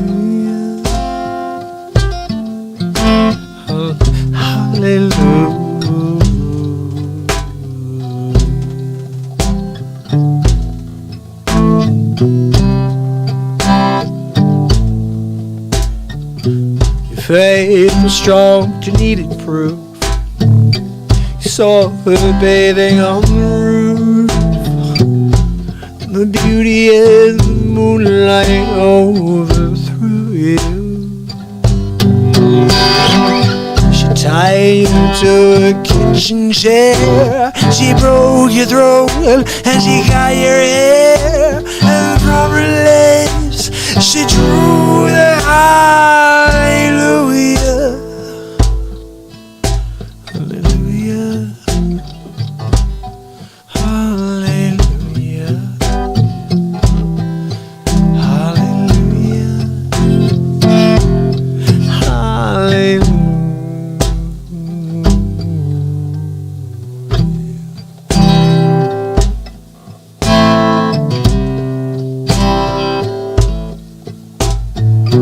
Baby, I've been here before. I've seen this room and I walked this floor. While I used to live alone before I knew him. And I've seen your flag on the marble arch, and love is not a victory march. No, it's cold and it's a broken hallelujah, hallelujah, hallelujah, hallelujah, hallelujah.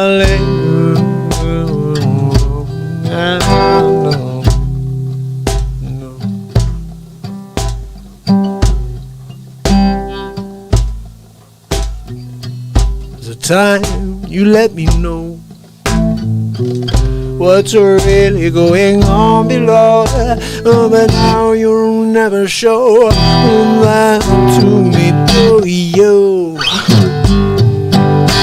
But you remember when and I moved on you, and the holy dove was moving too, and every breath we drew was hallelujah, hallelujah, hallelujah, hallelujah, hallelujah.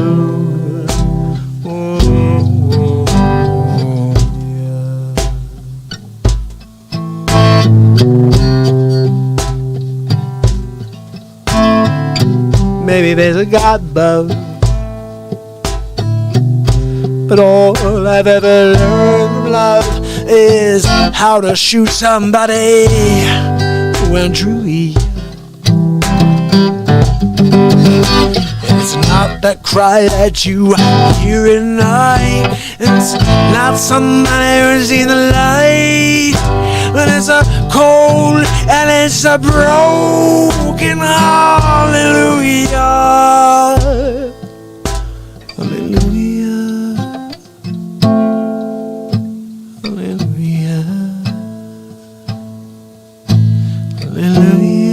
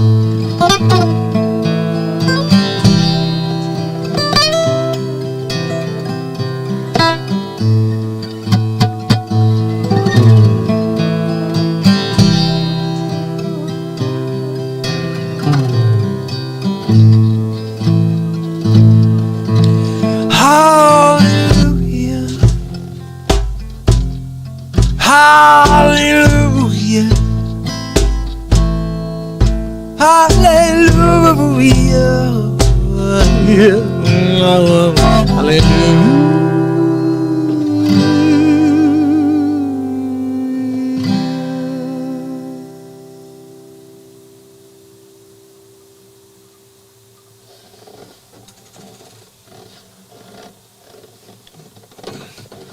No more coffee. Is that a sign?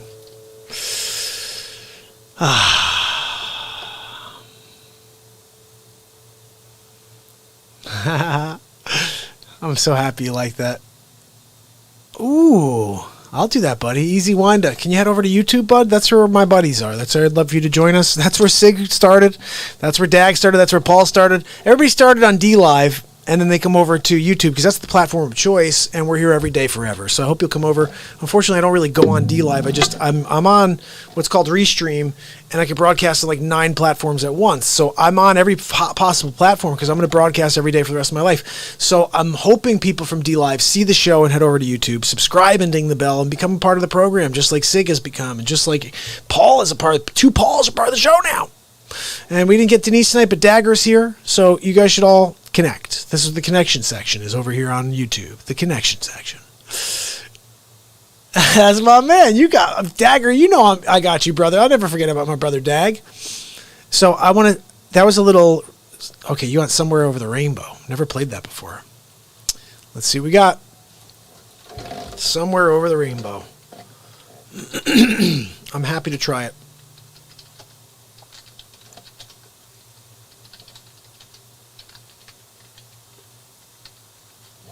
Let's see what we got. Somewhere Over the Rainbow. Dave Matthews did it? We could do a couple Dave Matthews songs and rip that up. Let's see what we had over here. No, it's not even a full song. It's just like... I don't need you to play me like notes. I don't need notes, dude. Just give me the freaking chords. Thanks for coming out. Israel Kamarukalaka. That's the dude. Okay, thanks. They took it down. How about Judy Garland?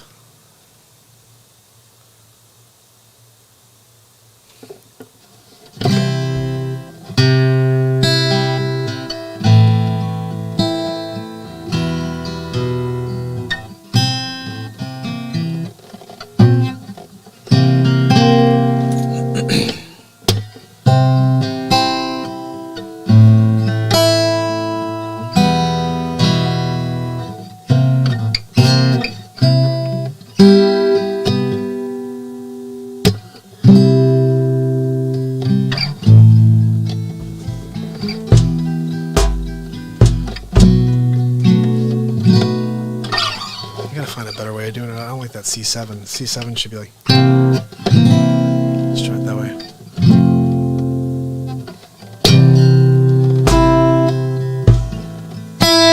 We gotta do it funky. We're gonna do it upbeat. I don't know if that's possible because it's like a totally mellow tune. But I like to make things my own, so let's just try to find a way to do it. How about that? This is from my man over on D Live. I hope you head over to YouTube, brother.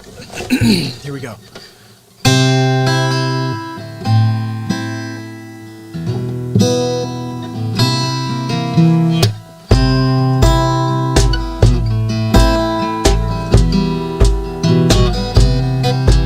I don't think it's C7. That's a weird... Doesn't sound like it resolves.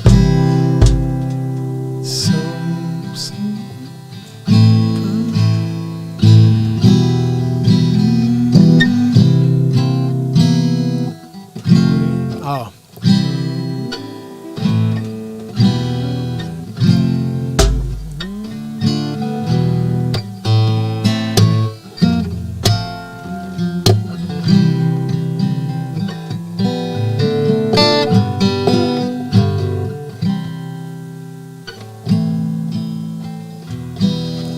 Let's just try. I don't know, guys. I need to hear it, really. I'm not working on it right now. It's not going in my head, but... Somewhere over the rainbow, way up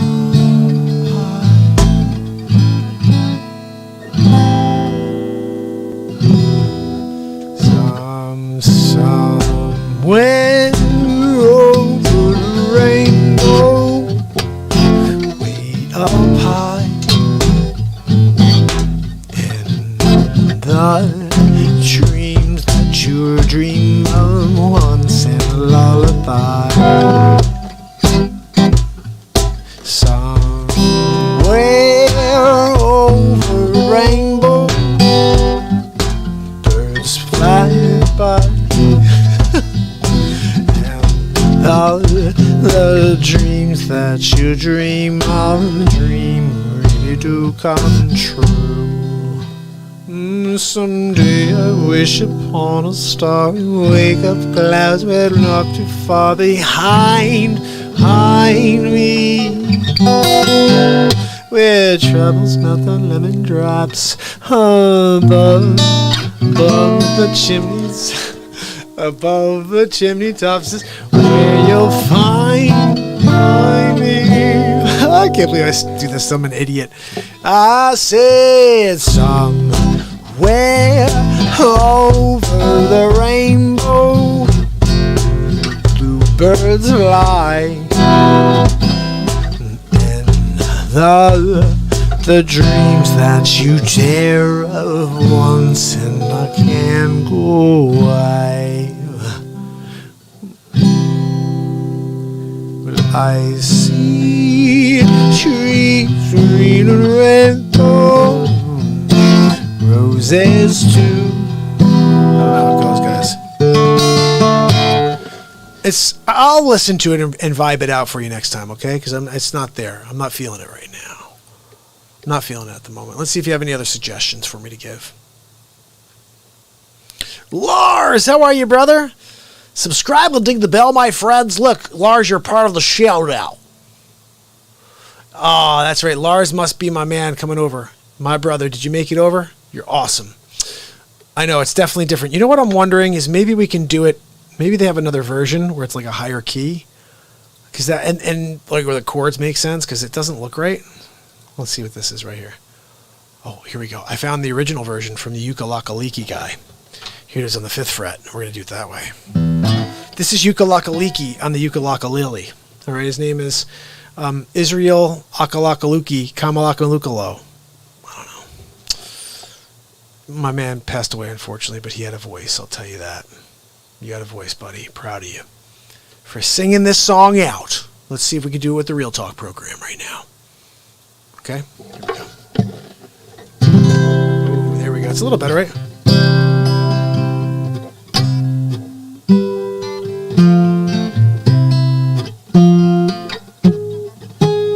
Seven. Yeah.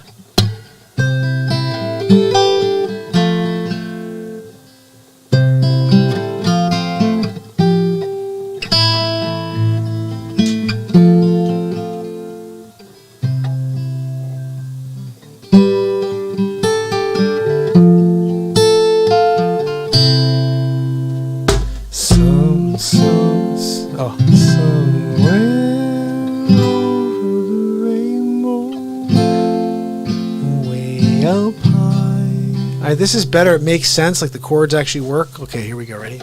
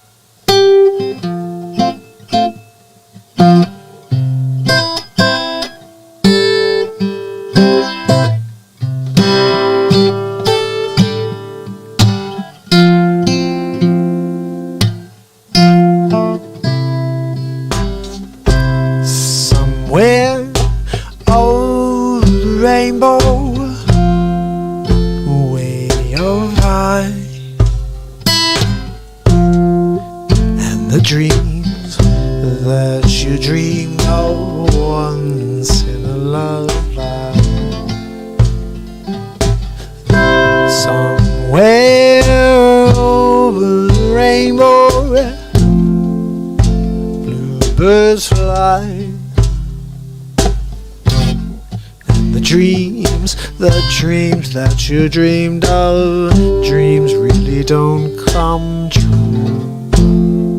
Someday I'll wish upon a star and wish upon the clouds so far behind. I don't know how that part goes. Hold on, let's go back. Someday I'll wish upon a star and wake up when the clouds are far behind. Troubles melting lemon drops high. That's not the right chord. I don't know, guys. High above the chimney tops. Sit somewhere over the rainbow. Birds fly. And the dreams that you dare to. Why I can't.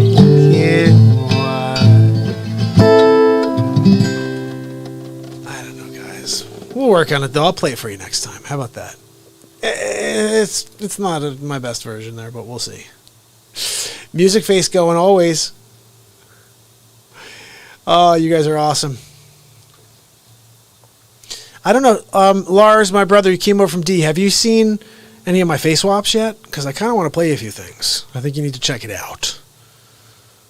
Paul liked that. All right, Paul, I'm going to play you one more thing, and then what I'm going to do is play you guys I can't believe I just swore. I'll play you guys a couple of face swaps, what I meant to say. But I was on for 9 hours the last 3 days.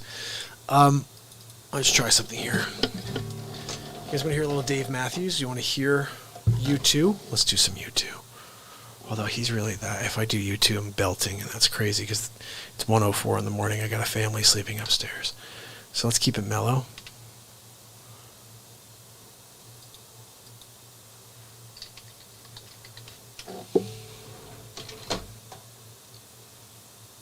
See what we got for there. Just give me the chords. Give me the lyrics, dude.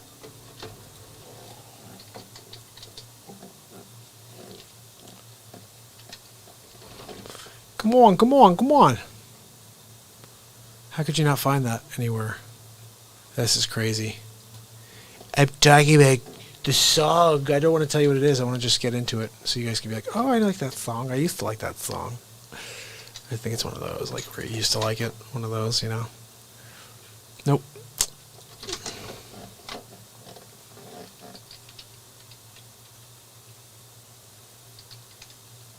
I was going to try to play a Dave Matthews song, but I can't find it. So I'll play something else. I remember playing this once when I was touring because somebody really liked it. They were like, hey, can you play? The same thing as I tell you guys now, give me a song and I'll play it for you. This is what somebody asked me to play once, and when I heard it, I was like, this is a cool tune. I'm pretty sure I played this once, and Dag was like, don't play those. Those guys suck. But we're going to play it anyway. We'll see if Dag's okay with it. My people, say hello, subscribe, and ding the bell while you're here. I'm live every day for the rest of my days. This is day 897 in a row. Tomorrow, 597 in a row. You can see how tired I am. Tomorrow at 8:30, we have a really exciting author coming on to discuss cancer. He's got a breakthrough treatment that has been censored in the United States. I can't wait. So make sure you tune in at 8:30 tomorrow night.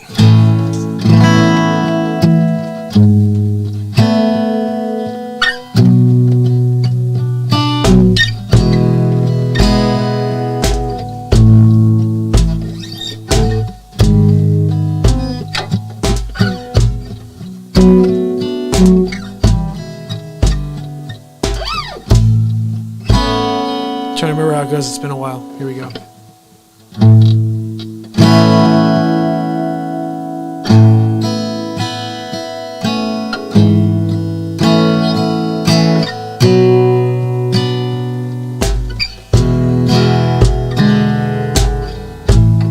walked across an empty room. I knew the pathway at the back of my hand. Felt the earth beneath my feet, sat by the river and it made me complete. Simple thing, where have you gone? I'm getting older, I need something to rely on. So tell me when you can let me in. I'm getting tired, I need somewhere to begin. I came across a fallen tree. I found the branches of it looking at me. Is this the place we used to know? Is this the place that we've been dreaming of? A simple thing, where have you gone? I'm getting old and I need something to rely on. So tell me when you're gonna let me in. I'm getting tired, I need somewhere to begin. And if you wanna mold, why don't we go talk about it somewhere else we go. This could be the end of anything, so why don't we go somewhere only we know? Somewhere only we know. Somewhere only we know. Somewhere only we know.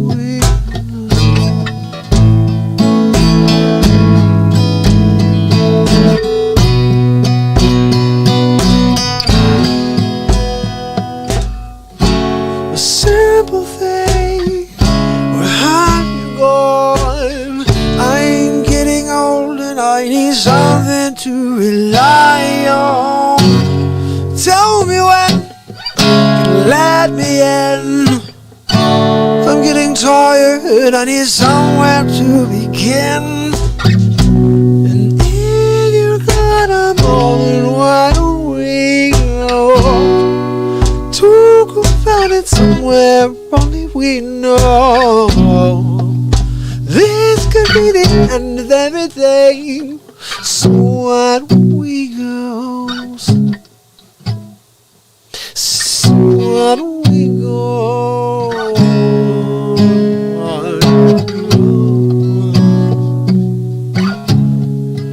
Why don't we go? Why don't we go? So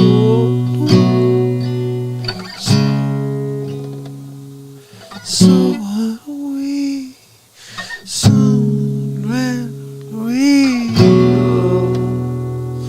Somewhere we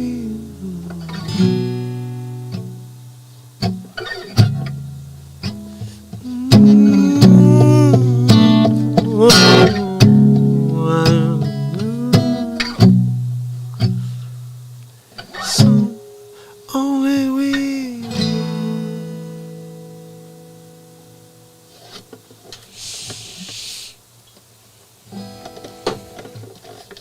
It's not. That's enough music for the night. When I don't have any more, I can't. I got nothing to drink. Can't at 111 guys make a wish. You guys are making the wish come true every day you show up. Here we go.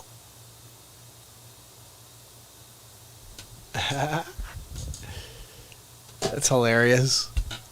Oh, thank you, buddy. I appreciate it. I'll tell you what. I just tried to do homage to Jeff Buckley when I played that song earlier. Seriously. Thank you, everybody who liked the video tonight while you're on, and subscribing, dinging the bell, all that stuff is really very much appreciated. Have you ever heard of War Pigs? No, I haven't, brother, but you know what? Here, let me send you guys a few things just so you know you could support this program. Been live every day. I'm going to go live every day forever. And Sig supports this program, and anybody else who'd like to, you can do that right now. Maryam, how are you? I have to play something for Maryam because she's on for a second here. Hopefully she can check this out. So Maryam, I created a 21st episode. I know you're... Oh, yeah, you'll be back SNL. I'm loving it. I'm going to put this on for Maryam real quick. Hopefully she can tune in for a little bit of it. This is episode 21 of the Donald Trump Show. I'm going to play it for Maryam. It's Amarilyn Jameson live with episode 21 of the Donald Trump Show. Ladies and gentlemen, Donald Trump. Thank you for joining me on episode 21 of the Donald Trump Show. Tonight we're going to talk about Sleeps Over Joe, but we're also talking about Michelle Obama.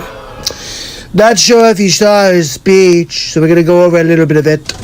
But also, I found an oldie, but a goodie. We're going to get into it. Let's see what we got. Welcome to Kingswood Community Center. Is Sleeps Over trying to do his best Clint Eastwood or what? He's looking like all into the distance like, make my day, dirtbag. Actually, that's the one down I used to work. As a joke. You didn't know where we were anyway. The truth comes out. Bumbling Biden. Did you hear him? He said every time he gaffes, he says, that's a joke. We know you're a joke, Sleeps Over Joe. But you really have no idea where you are, do you? Where are you? What state are you in right now?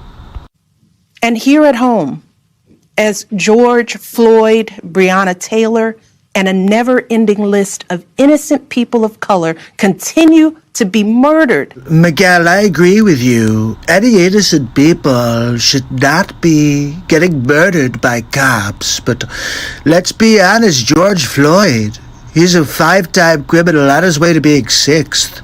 And unfortunately, that bad cop, yeah, he was maybe racist, I don't know, but he's a bad cop, Terrible cop. He should be in jail forever. And he murdered him.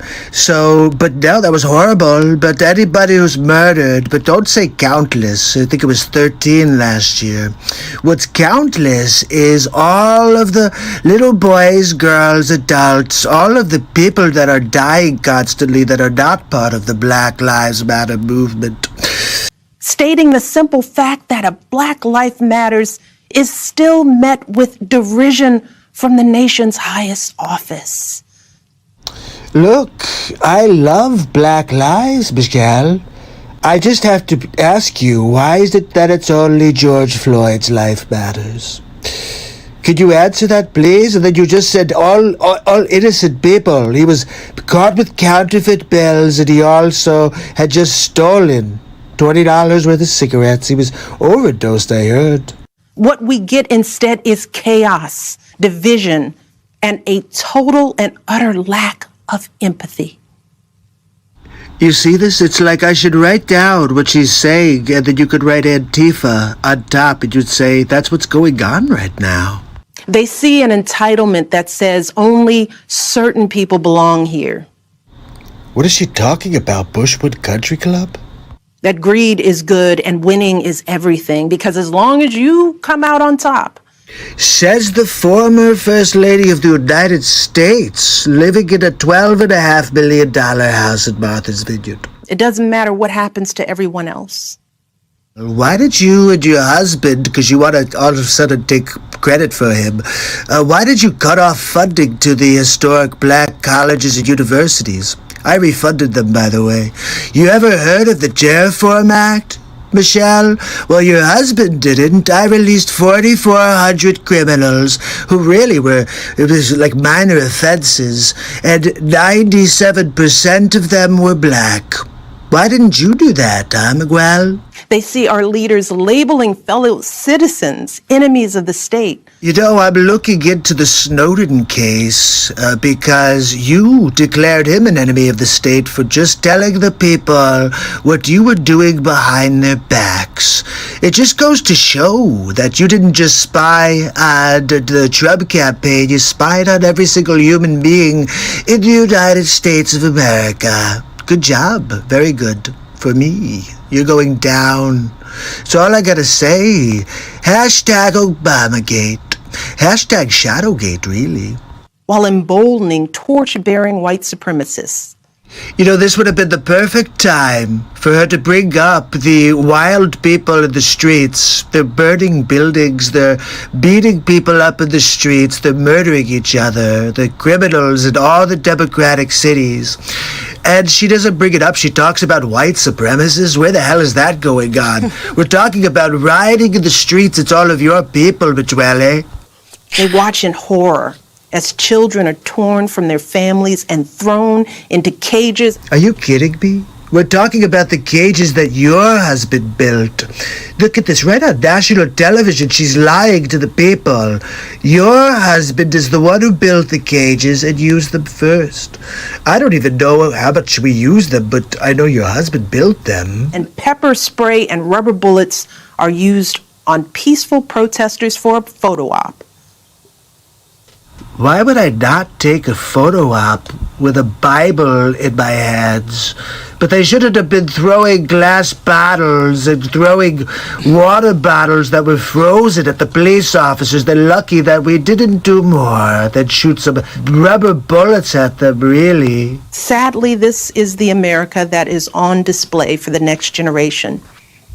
Unfortunately, what's on display for the next generation is a psyop that your husband created, and you guys continue to foster fake news. Yes, that's right. You guys created it for Trump, and I'm just destroying it against you because you all of you are fake news. I want to start by thanking Harvey Weinstein for organizing this amazing day. Harvey. What? This is possible because of Harvey. He is a wonderful human being. Wow, you're a fantastic judge of character, really. Good friend and just a powerhouse. And the fact that he and his team took the time to make this happen for all of you should say something not about me or about this place, but about you. It says a lot about you. By the way, we're going to have, if I get elected president, free college education. What? Are you kidding me? Look, we're going to have to get into this one on the next Donald Trump show. Free college for all. Is that Bernie Sanders or Sleeps Over Joe Sanders? This is an Is error that here you Sleeps guys get Over to see. Joe Bernie? Is that Sleeps Over Joe Biden Sanders? Are you kidding me? Are you kidding me? And we're talking about Sleeps Over Joe, or is that Bernie Sanders? Free college? How are we going to do? Let's just write checks for everybody and give them college for free. This is hilarious. We'll get into this one. I'll see you next time on the Donald Trump Show. Have a good night. So you guys actually get to see a little bit of how my mind works. So that's that. Imagine that times 500, where I'm just literally just, watching his hand movements. He's like, okay, have a great night. I'm going to shoo you out now. Like Joe Biden shooed everybody out of the campaign. Did you see last week, Sleeps Over Joe? He's in there with Kamala Chameleon, and she's talking. They finish up, and I guess the press, they wanted to ask Sleeps Over a few questions. He's looking, I think he's asleep. I think he took a nap. He's there napping, and they're like, Sleeps Over, hurry up. And they're like, get out of here. Please, everybody, come on, let's go. Come on, let's get out of here. I'm like, seriously? Imagine if Trump's people like, get out of here. Come on, everybody. You never hear the end of it. This guy's been sleeping in his basement, and he hasn't come out and said a word. When he does, it's scripted. Sounds like a moron whenever he just tries to go off the cuff. And remember what Obama said the other day. Do not underestimate Joe Biden's ability to F this up. He will. He's only up by 7.5 points. He was up by like 15 at one point because he's a complete mental. Okay? I'll tell you, when I go to get my next sleep sofa, I'm ordering the Joe Biden series. It comes in a few sizes. One of them is the junior senator. The other one's a senator. And then it also comes in complete loser that's lost his mind. Honestly, the guy should be sitting on a golf course somewhere. I jokingly say this, but he should be forgetting what hole he is on at a golf course. Where am I? What hole am I playing on again? I got a birdie on the last one, right? Yeah, sure you did, Mr. Vice President. You shot a 17. Yeah, tell me you got a birdie. Yeah, sure, you got a birdie, sir. That's what I thought. My Aunt Judy told me I got a birdie. She did? When's the last time you talked to her? Just now. She called into my head. Yeah, Aunt Judy, I know. He's like one step away from that, where he's going to start like imagining people. Did you guys hear today, this is the newest, that Jill Biden actually had an affair with Joe Biden in 1974.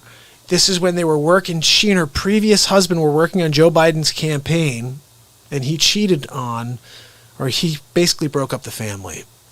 Joe Biden is a homewrecker.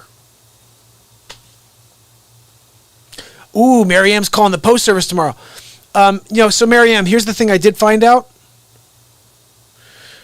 So it's been fact-checked that the post office, the 12,000 mailboxes were removed by Obama in 2016, prior to the election of 2016. Nobody said a word about this, but Trump or Obama removed 12,000 mailboxes. I think since then there's been another 2,000 removed. I'm not sure for what reason, but I ask you this question: who the freak goes to a walk-up mailbox, like the blue mailbox in the street, to put your mail in when you're, I gotta go get my ballot and go down to the corner over there by the Wendy's in order to put my mail in the mailbox? Who the freak uses those mailboxes? It's like saying I gotta go to that phone over there and put a quarter in there in order to make my phone call. I can't make my phone call because now I gotta go over there and do it from that phone over there. You just put the freaking flag up at your house and let it come. I want to read you guys something, though, real quick, okay? I posted 2 things on Facebook today that I think are very important, and I think the world needs to hear, okay? This is my perspective. Don't be offended by what I have to say, but you should listen to these words because this is reality that we're living in, and I have a few things that I believe need to be heard. This is the first one. Let's talk about this in simplest terms. Does the science even justify a conversation on nationwide mail-in voting? With yesterday's update by the CDC that 99.4% of corona patients survive, that's including all the crazy additionals like death by motorcycle, but we're going to call it a COVID. The reality is we all leave our homes on a daily basis with our gloves and our masks to do the essentials, work, buy groceries, etc. Many are actually going out to lunch and dinners now, again, like it's back to normal. So we should ask ourselves a common sense question at this point. Is voting essential? I believe it is. Therefore, it's worthy of me getting up, putting on my mask and gloves, and going and voting. Play this movie in your head and you ask yourself what the problem is. You show up at the food store or at the voting booth, and you stand on a line and you wait your turn. No one is fighting to get their vote in first. Sometimes I feel like I'm the only one using my common sense when I see stuff like this. The post office is great, but when you have a nation like this, so divided, I am sorry, you cannot trust human hands in this moment. Remember what Jerry Nadler said. He can show you situations with mail and paper ballots that would make your head spin. That's their guy. If you are not well, order an absentee ballot. It's extremely secure. Order it absentee. It's secure. But we cannot throw money at the USPS and ask them to recreate the wheel in 3 months. Oh, hey guys, here's some billions. Go and recreate the wheel before November 3rd. I will end this with a new hashtag that I've created, and I hope that you people will also start sharing it. Hashtag, I want my I voted sticker. Number 1. Number 2 is this.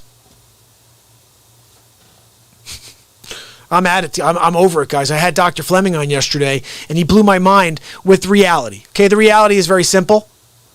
That we are being controlled. Okay, here's another one. Ready? How much time until the general election? Are you going out to buy food? Are you working from home? Are you totally quarantined in your home? Did you know that the CDC just updated their science? It's a 99.4% survival rate of COVID-19. Is anyone else angry that the first year of the 20s was stolen from us over an election? They simulated a world response to a pandemic in October 2019 in China. Look it up. The WHO, Bill Gates, all of the other villains from all over the other countries, and all of a sudden we have a virus? I just want some real comments from people, not about Trump, not about Biden, but about the facts.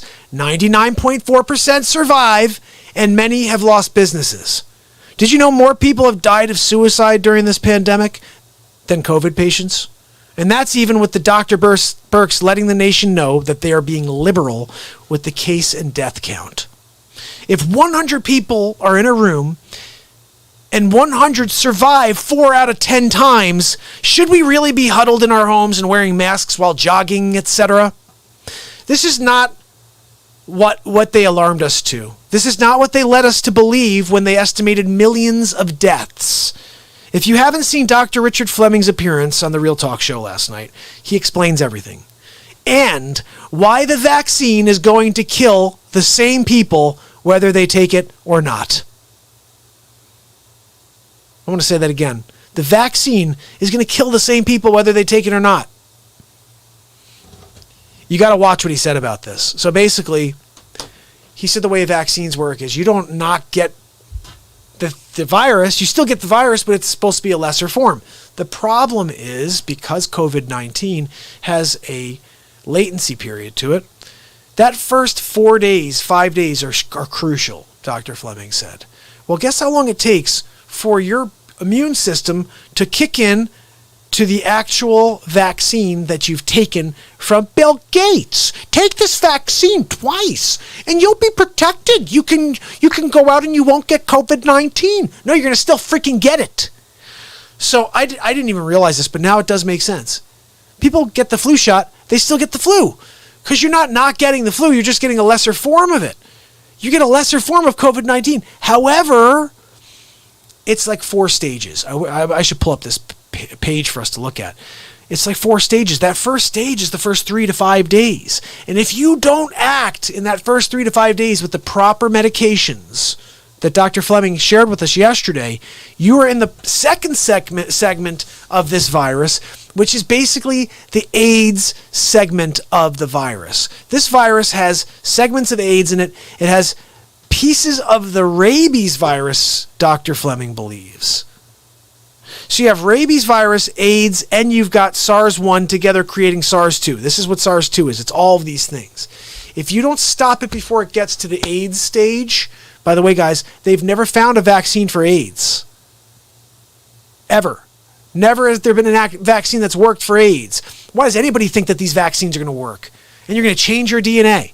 I met someone the other day who wrote a book years ago about virology and also about germs, okay? I said, I'm worried about vaccines. And he said, things won't get better until we get a vaccine. And I said, I'm not taking a vaccine. There's no way I'm taking a vaccine because it's going to change my DNA, change my children's DNA, change their children's DNA. And he looked at me and I said, is that not true? You tell me. You're the one who wrote a book. But what I was told is that this RNA vaccine, it's never been used in a human before, and it will literally change your DNA. And he goes, well, it does need to get into your genes, and it does need to replicate, and then your genes are literally creating the virus, the protection for the virus. So you do have to have it into your genes, so then it becomes part of your gene. I'm like, so then, yeah, literally, you got to just do your thing. Let's see. I'm just getting a message over here from somebody.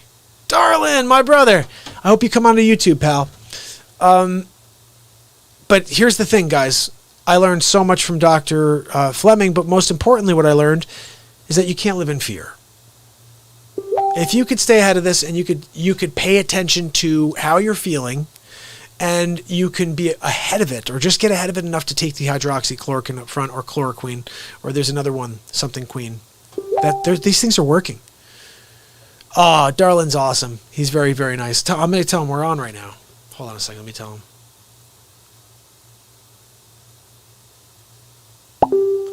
We are on YouTube right now. Come on. Join us. Let's see what he says. He's a very nice man. This guy's from Brazil. Darlin's been a part of this program for a very long time, supporting the program. And he's in politics in Brazil. And I'd love to get him on one day. I'm not sure if he'd be comfortable doing it. But I'd love to have Darlin on the program because he's such a great guy. And he's got perspective because he's dealing with the COVID situation in Brazil. And let's see what he's got. I think he says he's working. Work. Yeah, too funny. I'll tell him, take a break so we can say hello to you. Take a break. So...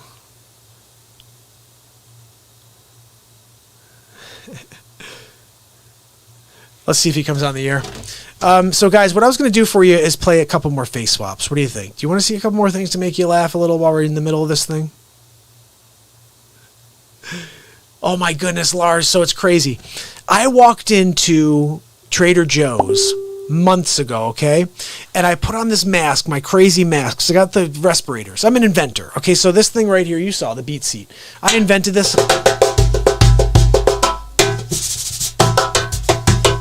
It's the first drum in the world you can play with your hands and feet. It's Hammerlin Jameson live with... First drum you can play with your hands and feet. So, patent it. It's the, you guys got my Patreon before, but you could also, if you'd like to order a BeatSeat, I hand build these things, although now we have a supplier or a manufacturer, so I'll probably get them to do it. But you can go to beatseat.rocks and you can order a BeatSeat. And it's the 2019 Summer NAMM Editor's Choice winner, which is kind of cool. People are brain dead. Dagger's right about that one. Is that okay? I see someone came on. Is that my buddy? Darlin? Let's see if Darlin joins the program for a minute. I'm hoping so because I told him to come over. He said it was a deal. He'd come over and say hello, and I wanted to just kind of have him be a part of the program for 5 minutes because he needs a break. He needs a break, guys. Look, there he is, Darlin. How are you, buddy? Hold on. Let me see if I can say something specifically to my buddy. My buddy, Darlin. Hey, pal, it's so good to see you. I wanted everybody here to meet Darlin. Darlin, meet everybody. And I was just telling them, Darlin, that you are down in Brazil, that you're dealing with a lot of COVID deaths, a lot of animosity down in Brazil like we're dealing with here in the United States. It's a very similar situation. You said this to me a while ago, that what we're dealing with Trump here and the way that the media is biased towards Trump, it's the same way that the media is biased towards Bolsonaro in Brazil, I believe.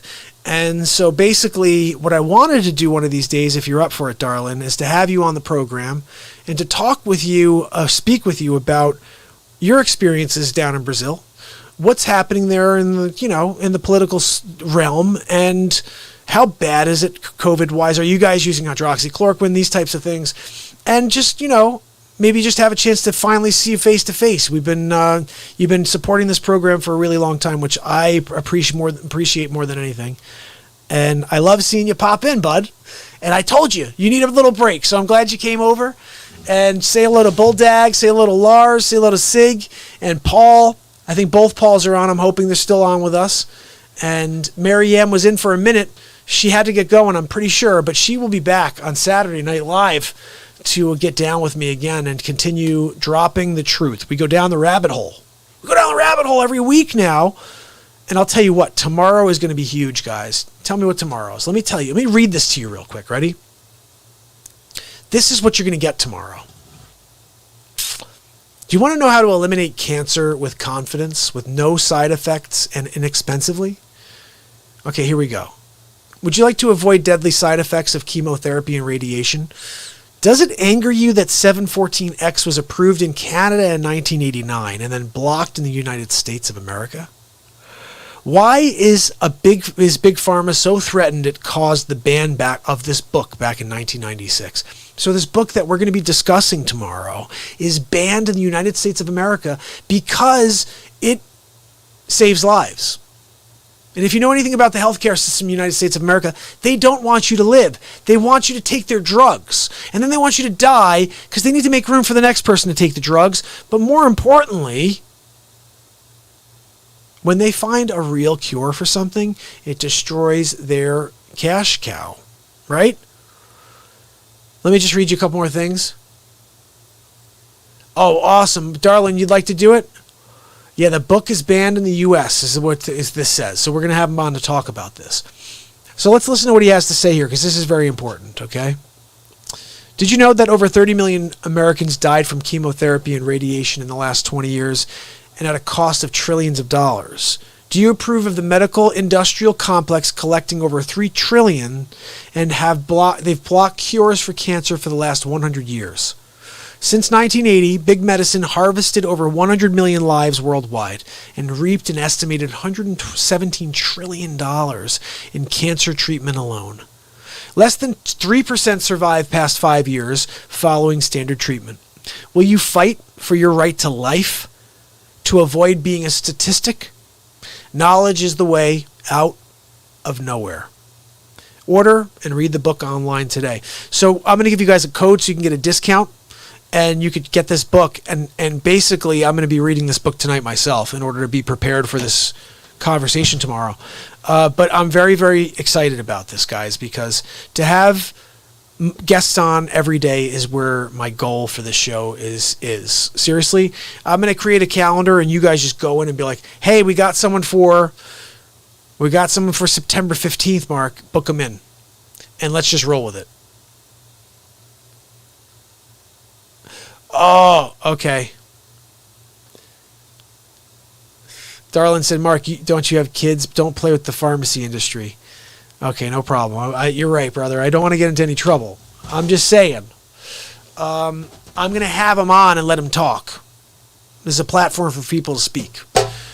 So, but I'm not, I don't want to get in trouble with anybody. That's a good point. You just freaked me out, darling. You know what? Look. Right now, it's the 7 of us kicking it, okay, on YouTube. So, or 8, I'm number 8. But it's the 8 of us kicking it on YouTube, okay? We're going to have him on tomorrow to talk about his book.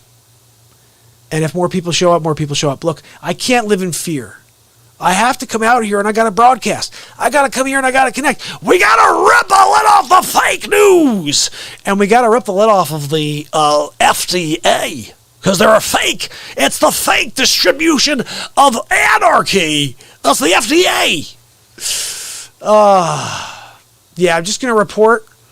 Just have a chance to discuss the book with the guy and ask why it was, stopped. I'm recalling a story my father reminded me of, and this is like a story from like the 50s, okay? This guy creates a car or an engine. This engine runs on water. Yeah, water. You can get something like 475 miles for the gallon or something crazy like that, okay? Just let your mind go. This guy creates this perfect vehicle engine that you just pour water in the gas tank. Contacts the military. He has a patent. I think he's like patent pending, whatever. Calls military. He has a meeting with the military like next week, okay? Winds up poisoned at a restaurant. Poisoned at a restaurant.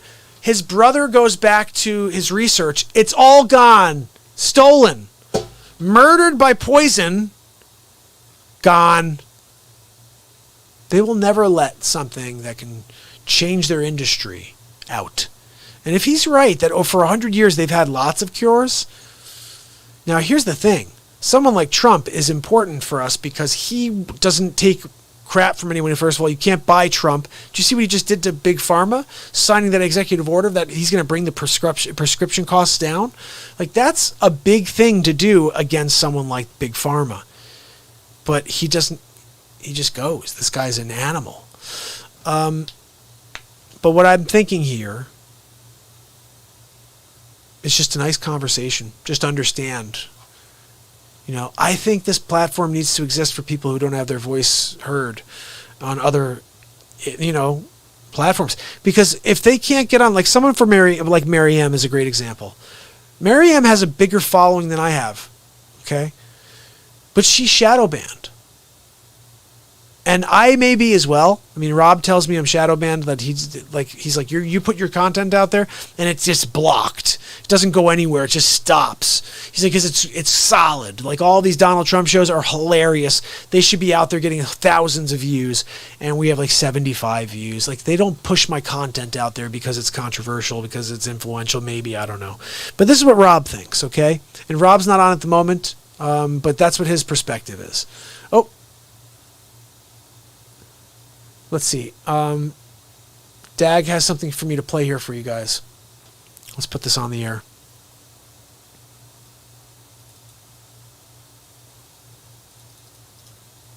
Is this from Twitter, brother? Oh, it's YouTube. Let me put it on the right width.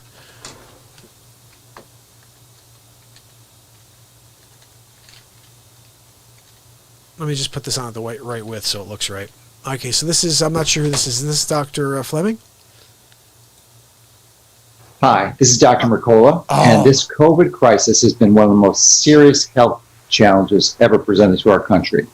And if you believe the mainstream narrative that the media is seeking to brainwash you with, that the really only option we have is to wear masks, maintain social distancing, be at home lockdowns, and hope for the promise of a vaccine which will save us from this pandemic.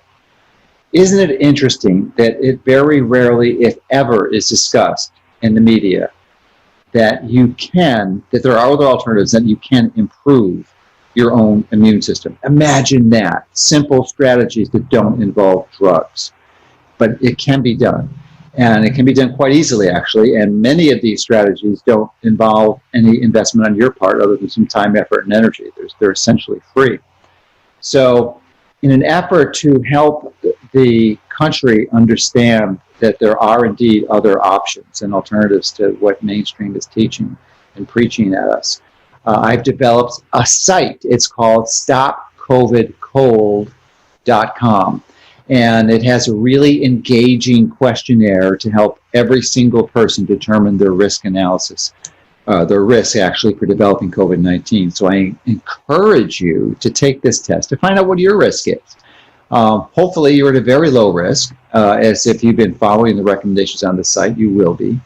If not, then that's the bad news. The good news is that there's still plenty of time that you can implement simple strategies to improve your resiliency and decrease your resistance to developing this infections or complications from the infection. So I would strongly encourage you to visit the site, but not only visit it, but to use it to spread the message, to be part of an army and a team that seeks to educate the public about the important strategies that they can implement, like vitamin D, like improving metabolic flexibility and decreasing insulin resistance. So not only can you take the test and send it to your friends, but you can engage in social media. We have an option to actually put a frame over your Facebook profile page, so you can put the Stop COVID Cold image into your profile picture.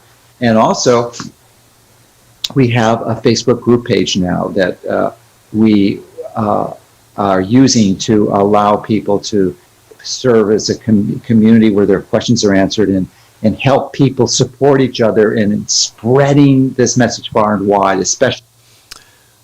Hello, how are you, my friend? So basically, that's Dr. McCullough, he's been censored, and Dag is trying to get him on the program with me. I really would like to have a guest on here every single day. Tomorrow we have an amazing author coming on here to discuss cancer. Yesterday we had Dr. Fleming. The day before that we had Mariam Hanine, who comes on every week. So this Saturday she'll be back for the 7th trip down the rabbit hole. And we get into all kinds of stuff here, guys. It's crazy because every day it's different, and I love that. I love that you just don't know what you're going to get, because I don't know what the hell I'm going to do. I have no idea what I'm going to bring out there for you. Like even now, for example, it's 1:45 in the morning, but you're still here with me. So what choice do I have but to continue to broadcast?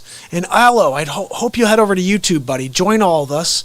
Subscribe and ding the bell so you can become a part of the program there. And also follow over on Twitch, because I'd love to get over that 50. I haven't gotten over 50. I started doing Twitch a couple months back when I got onto Restream. And I have a couple of really cool people that came over from Twitch. And look, I am here to connect with this entire world. And that's why it bothers me so much and hurts my feelings so much when I hear people say silly things like one life matters over another, when the reality is we are one body that's been split into so many, and one soul split into so many, but we all feel the same things, and we just look different. If you can respect the fact that we're so unique, and the fact that you look the way you look is amazing, and your skin color, everything about you is amazing because it makes you you. And on top of that, you've got a gift. You've got at least one thing that you're meant to do. So I've got a philosophy. We all have a unique genius, okay? At least one.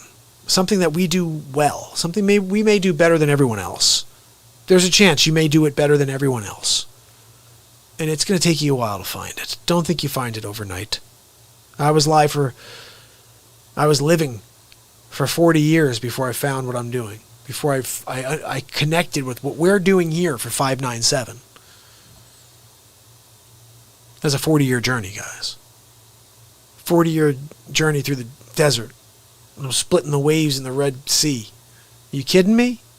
We got work to do. And when I hear someone say, "Oh, that's great, good job. Wow, that's tough." Are you kidding me? I wish I could have done another hour that day, and another day, and another 2 hours this day.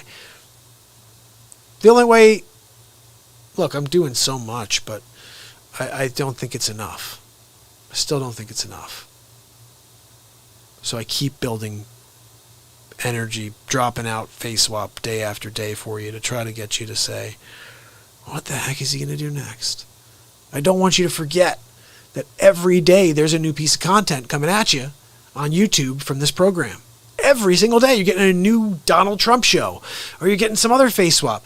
Tomorrow, just so you know, we're getting another Unsolved Mysteries tomorrow with Stack to the Future. That's right. Darlin said, "Oh, am I over 35? Yes, I'm 42, brother. I'm 42 years old. Started this thing when I was 40. We're getting close to the second full year. I mean, guys, think about this. 597 days. Tomorrow, we're getting, is it 597 or 598? I think it's 598 today. Was it 598? 597. That's 597. Yeah. It's 597 right now, guys. So we are 3 days away from the freaking 600th show in a row. And there's only 730 days in the year, so we're 133 days. Is that the right math? Guys, I can't even think right now. Darlin, you're the best, buddy. We have to get you on the show. What's New Crapple?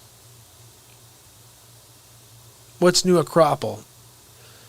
I'll tell you what. I want to bridge a gap, whatever gap there is to be bridged. I want to stand in the middle and let people walk across me and get there. Sounds weird.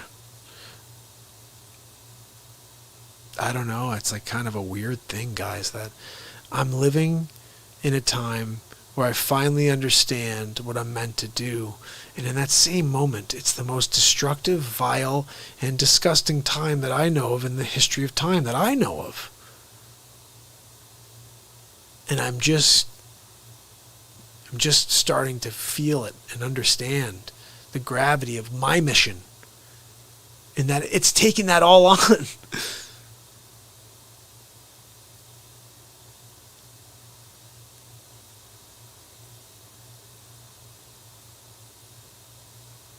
Every day. I mean, I'm just realizing the gravity of this, what my plan is. You have to have a plan, right? In life, a strategy. So let's just really quickly break down the Real Talk strategy for a second, because I'm just coming to it at 597 days in a row. So broadcast every single day for the rest of your days. Think about that for a second. Okay. What are you accomplishing by doing that? First of all, what you're doing is expressing yourself. In this life, the most important thing and the only thing that we have right now is expression, and they're taking that away from us. Isn't it interesting in this world, if you have an opinion, if you criticize anything, the first thing out of someone's mouth is that you're racist. Today on Twitter, I posted something funny. Someone came back at me and said, because it was what I read to you earlier. I said, why, with a 99.4% survival rate, are we acting like this? Like, oh, what? And this guy goes, well, we should be able to have meaningful conversation. I don't understand why you should have to justify a conversation. So the problem is, in 2020, you can't have a conversation with people. An intelligent person speaks, and then Mongo Lamar from freaking Blazing Saddles goes, Mongo, and chaps you in the neck. And the guy started laughing. And right there, I broke the ice. I broke the ice because I explained in the terms that we could all relate to. A funny movie that whether you're a liberal, you're a conservative, you're down the middle, you could laugh at comedy. It's not about politics unless it's about politics, but funny is funny, guys. And Blazing Saddles is probably one of the funniest movies in history. And for me to bring up a Mongo, which is I think Dan Deerdorf, right? Yeah. Mongo was hilarious. Remember that scene? They're sitting there eating beans and they're all farting, sitting around the fire. Yeah, that was one of the funniest scenes. These people are out of their minds. And I said to the guy, he goes, LOL, Mongo. That's hilarious. I said, man, I love that movie. And again, look, now we've broken the ice. Now you got Democrat and you got me, which I consider myself to be more like down the middle, okay? I would have no problem. Here, I said this the other day, just like jokingly, but I'm sort of serious in a way. If Sleep Sofa Joe Biden selected Tulsi Gabbard's, I would strongly consider not voting for Sleep Sofa Joe, but I'd strongly consider not complaining every single day about the fact that this guy's falling asleep on camera. There's a good chance I would just be like, all right, whatever happens, happens. Because Tulsi's taking over if Joe Biden falls asleep or someone pushes him down the stairs. With Kamala, he gets pushed down the stairs within the first 2 years. Just guaranteed, just letting you know that. That's going to happen. But so I would be okay with it if he picked Tulsi. I was impressed with her. She was brilliant. Did you see what she did to Kamala? Ripped her apart. It was quite brilliant, to be honest with you.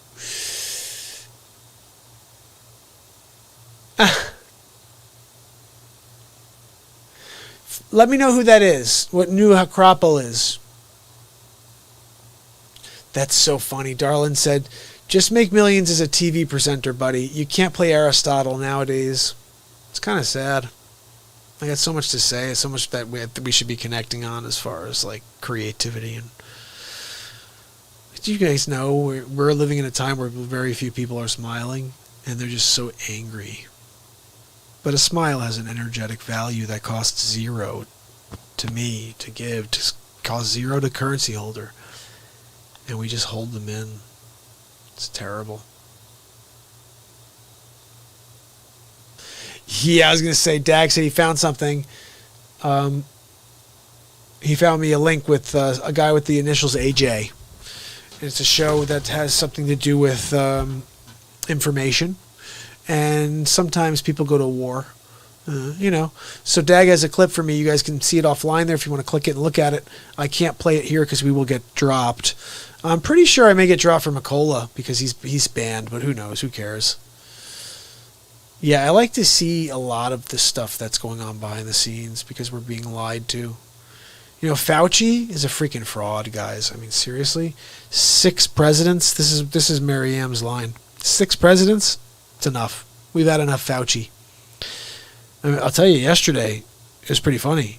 Yesterday, Jen is not on right now, but Jen said, forget Fauci, we need Flemchi. Because we had Fleming on, and he was killing it. She was Flemchi. I was like, that was hilarious. Jen killed it. Congolato! Oh, brother, so good to see you, pal. Haven't seen you in a while, Kong.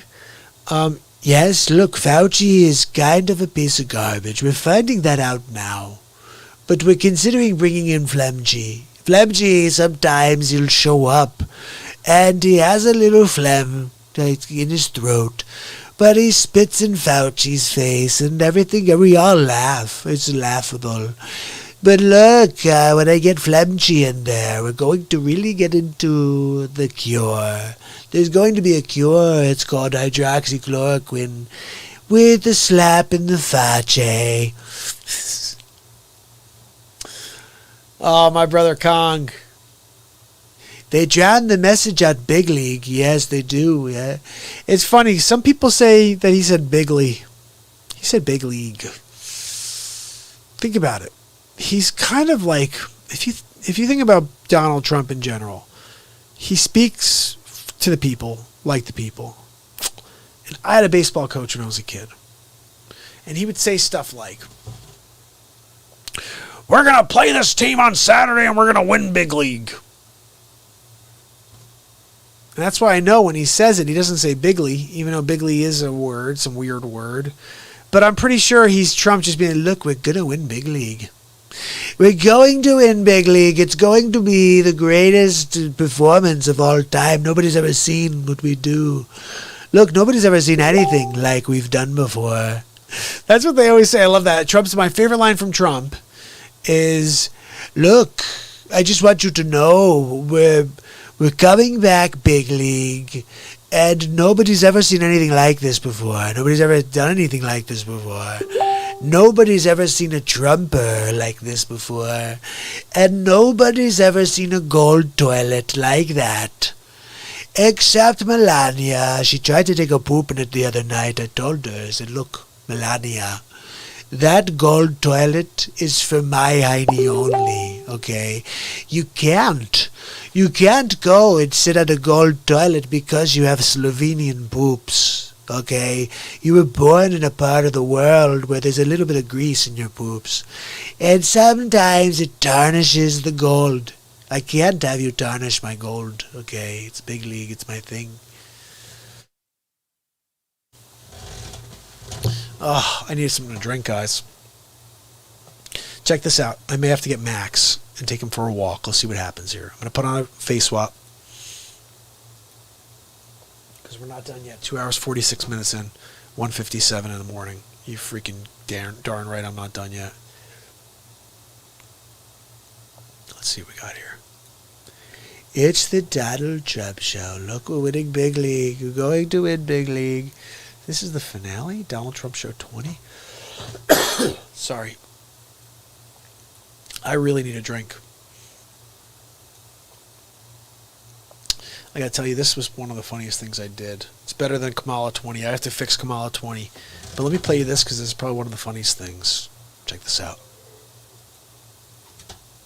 Okay, tired, but I'm not done yet, guys. You're with me, so I'll stick with you. Amaryl and Jameson live from the studio. Donald Trump joins us with his perspective on Kamala Harris. Sleeps Over Joe made a decision. Yeah, he chose Kamala, chameleon. That's right. I'm not surprised, really, because if you think about it, Joe Biden signed the crime bill, in 1993, and then Kamala Harris, she put in a lot of people in jail for petty crimes, like smoking pot. Look, somebody wants to smoke weed on the corner with Smokey from Friday. That's fine by me. Look, Debo's coming. Be careful, he may steal your bicycle. It could happen. And Red had his bicycle stolen, you may have remembered. But Craig's father's took a poop in the toilet. He said it could be about 45 minutes until it's cleared. I bet you Sleep Sofa Joe falls asleep on the toilet. I wouldn't be surprised. He takes a nap everywhere else. They call him Sleep Sofa Joe because he's a sleep sofa. He's Mr. Napper. He naps everywhere he goes. You know, next time you see Sleep Sofa, ask him a question, like a simple question, and see if he responds. There's a very good chance he's learned the ancient Buddhist method for sleeping with your eyes open. I'm just saying, he's a napper. Don't worry. Don't worry about Kamala Toe. Sleeps Over Joe and Kamala Chameleon is a perfect match. She'll take over. She'll just push him aside. She's like a feeble old man. Look, that's what I'm mostly afraid of, if you think about it. If Kamala Chameleon winds up becoming vice president, she'll just push Joe Biden down the stairs or something and become president. And nobody wants her as president. So we're going to fight extra hard. We're going to win big league. And I'll see you tomorrow on the next episode of the Donald Trump Show. Kamala Chameleon. Kamala Chameleon. Her nickname is Knee Pads, Dagger said. Dagger, I love it. Absolutely love it. So listen, guys, I'm going to edit episode 21 and clean it up, drop it for you tomorrow morning early, okay? We're going to do a premiere here probably around like 10 a.m. Eastern time. So if you can, join me on the premiere. Like it, share it, and tell some friends. Tomorrow we'll be back with the author, with Charlie tomorrow. Charlie's going to come on here and he's going to share some knowledge about cancer and how we could possibly save some lives. And we all know somebody who has gone through or is going through cancer. So tune in and see if we can save a life. Congolato said, LMAO, if Trump ended a press conference with tune in next episode for the next Trump show, I would die. That would be hilarious. Imagine that. Look, I really appreciate you fake news garbage faces, especially you over there. That's right. Yeah, no, I'm sorry. When I look at you, I can't help but start laughing with that garbage face. But look, it's just your mother, too. I should probably kick her right in the knee. And when she buckles over, I fart right on her head.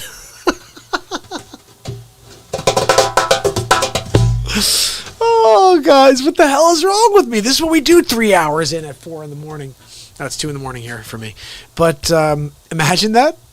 Oh, I can see Trump doing that. Look, I'm going to kick him in the kneecap, and when he bends over to say, ow, my knee, it's when I drop the tooter. I toot right in his face. Winning big league. Look, sometimes he'll say, doesn't it smell like corn? I just ask. Oh, my goodness, guys. Melania, what did you eat tonight, Melania? I'm sitting here on my gold toilet, and it smells like you ate New Jersey. Oh, my goodness. When I was growing up, so listen to this. I went to high school, and when I went to school here, I had just come from New Jersey a couple of years earlier. And I used to say things like baseball. Be like, guys, let's go play some baseball. And why not? Baseball. And Sarah. I'd say, like, here in Connecticut, it's Sarah. And in Connecticut, it's baseball. Now I say baseball, but it's like baseball. It's like normal, but they say baseball. That's what it sounded like to me as I was coming from there and saying baseball. So I come here. Everyone's making fun of the baseball thing. Whatever. And look, bottom line, people, is you could come here and sound like you're from New Jersey. Or you could sound like Donald J. Trump. It's up to you. So I chose the Trumper. And the thing is, when you go to play baseball and you take a poop in one of the porta potties at the baseball field, it kind of smells a little like the poop that Melania let out of her tushy earlier tonight. Look, it's just her own Slovenian poop. It's something that happens in her digestive, I call it her Slovenian digestive system. It's a special term. Actually, Borat's the one who introduced me to Melania. I went to Kazakhstan with Borat, and he said, look, I want to introduce you to my sister. Her name is Melania. She's the number 2 prostitute in all of Kazakhstan. He said, look, my sister, very good. Number 2 prostitute, all of Kazakhstan. I said, look, I want to date her. Do you think she could come back to America with me and she could poop on my non-gold toilet? I think I won her at non-gold toilet. They don't have running toilets there. They poop in the cabbage. I saw that from here. Dagger talked about cabbage. Did you know Melania Trump poops on the cabbage when she lived in Kazakhstan/Slovenia? Look, Melania. Mr. President, it's Mike Pence. Look, Melania's here. She's having some problems. We're going to need you to get back here immediately. What's going on, Pensy? What's happening there? Something I could do? Well, look, Mr. President, it's kind of a sensitive subject. Whatever you gotta say, Pensy, we're on a private line. I can't talk about this one, Mr. President. But Pensy, I'm the President of the United States of America, okay? When I ask you to tell me, give me an update on Melania, I expect an update, okay? Okay? Could you do that for me? Of course I can, Mr. President. Look, but I think you may not like this information. Look, Pensy, I'll be the one to determine what I like and not like, okay? I'm Donald Trump. I've been winning big leagues since I was 4 years old. I sold some sticks and stones to break my bones, and just your words will never hurt me. I said that to somebody and I won big league, okay? So I've been winning since I was 4, so I'm not really worried, okay? But Melania, just so you understand, you have to understand the mindset of somebody like Melania. When she's born in such a poor village where when you take a poop, it's on cabbage, and it's helping, it's a fertilizer. You're getting the cabbage to grow into real food, really, because you pooped on it, and it has a property. It's alkaline property. But it's interesting. Melania's poops acts kind of like Venom from the cartoon comic book series. She poops, and it's almost like venom is coming out of her pooper. And I'm afraid. I'm really afraid. I really value my gold toilet. I'm just not going to chance having Slovenian poop destroy the toilet. Look, it already has a hole in the bottom of the toilet to take poop and to take peep and to take it out of the toilet. I don't need a secondary hole in my gold toilet for Melania's acidic poop. Who's going to freaking cut that out and drop it somewhere? Someone's got to drop that. Holy cow. I don't know what I said, but it's silly. The acidic poop. Look, Melania, I love her much.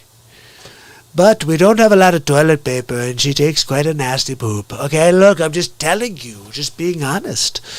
Everybody's always like, how does Melania deal with Trump? Try dealing with that tushy after she comes out of the toilet.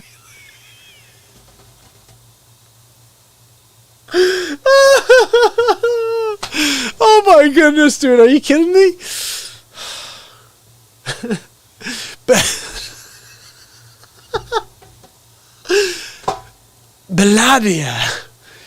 Melania Trump, not again. I need a coffee. We're doing another 3 hours, guys. I got my second, third, fifth wind. That's what happens when you start to lose it, but then all of a sudden you get inspired again by a moment. Melania Trump, not again. Are we recreating the synagogue event from 74? Look, I understand you were there for a mitzvah. I don't even know what the hell that means. I was trying to think of a better thing. Oh, you're talking about the Helsinki event. Yes, I remember that, where you were able to bore a hole from the White House to Helsinki by pooping on planet Earth and letting the acid burn through to Helsinki. I remember that. That's right. It's kind of where I realized you can never sit on my gold toilet. So cut that and use it. Oh my goodness, guys. That is freaking mental. But look, sometimes the best stuff happens at 4 hours. Sometimes the best stuff comes at 2 hours, 58 minutes, and 33 seconds. And that's where we are right now. I see that above me. I can't stand that. I don't even know if it bothers you guys, but it bothers me. I don't like seeing the little tabs in the back that hold my backdrop in there. You know what I'm saying? So this has been an eventful show, guys. This is when the fun starts. You're totally right, Dagger. It's when the freaking... I don't know what the hell is going on. At this point,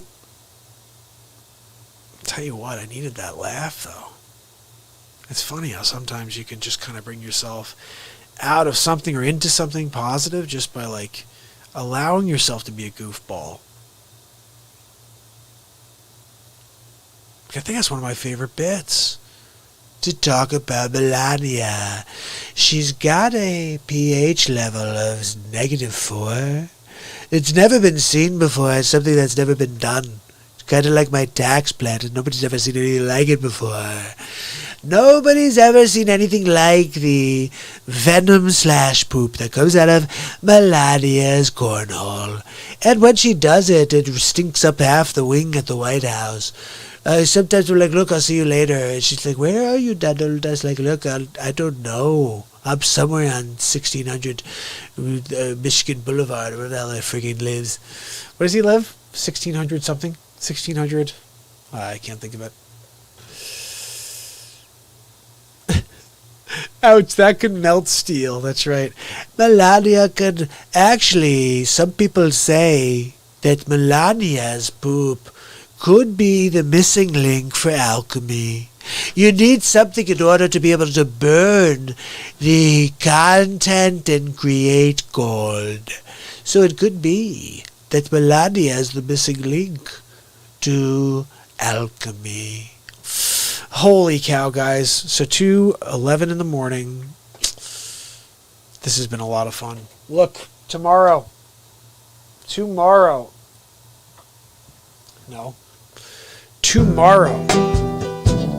I'll be live at 8:30. Big show tomorrow. Make sure you subscribe. You ding the bell. Tell everybody. Tune in at 8:30. If you know anybody who is going through cancer, has cancer, you may learn something tomorrow. 8:30, right here. I'll see you tomorrow. It's Mark Pyers. And it's Real Talk. Have a great night. Thank you guys so much. You're awesome. Till tomorrow. You're the best. Have a great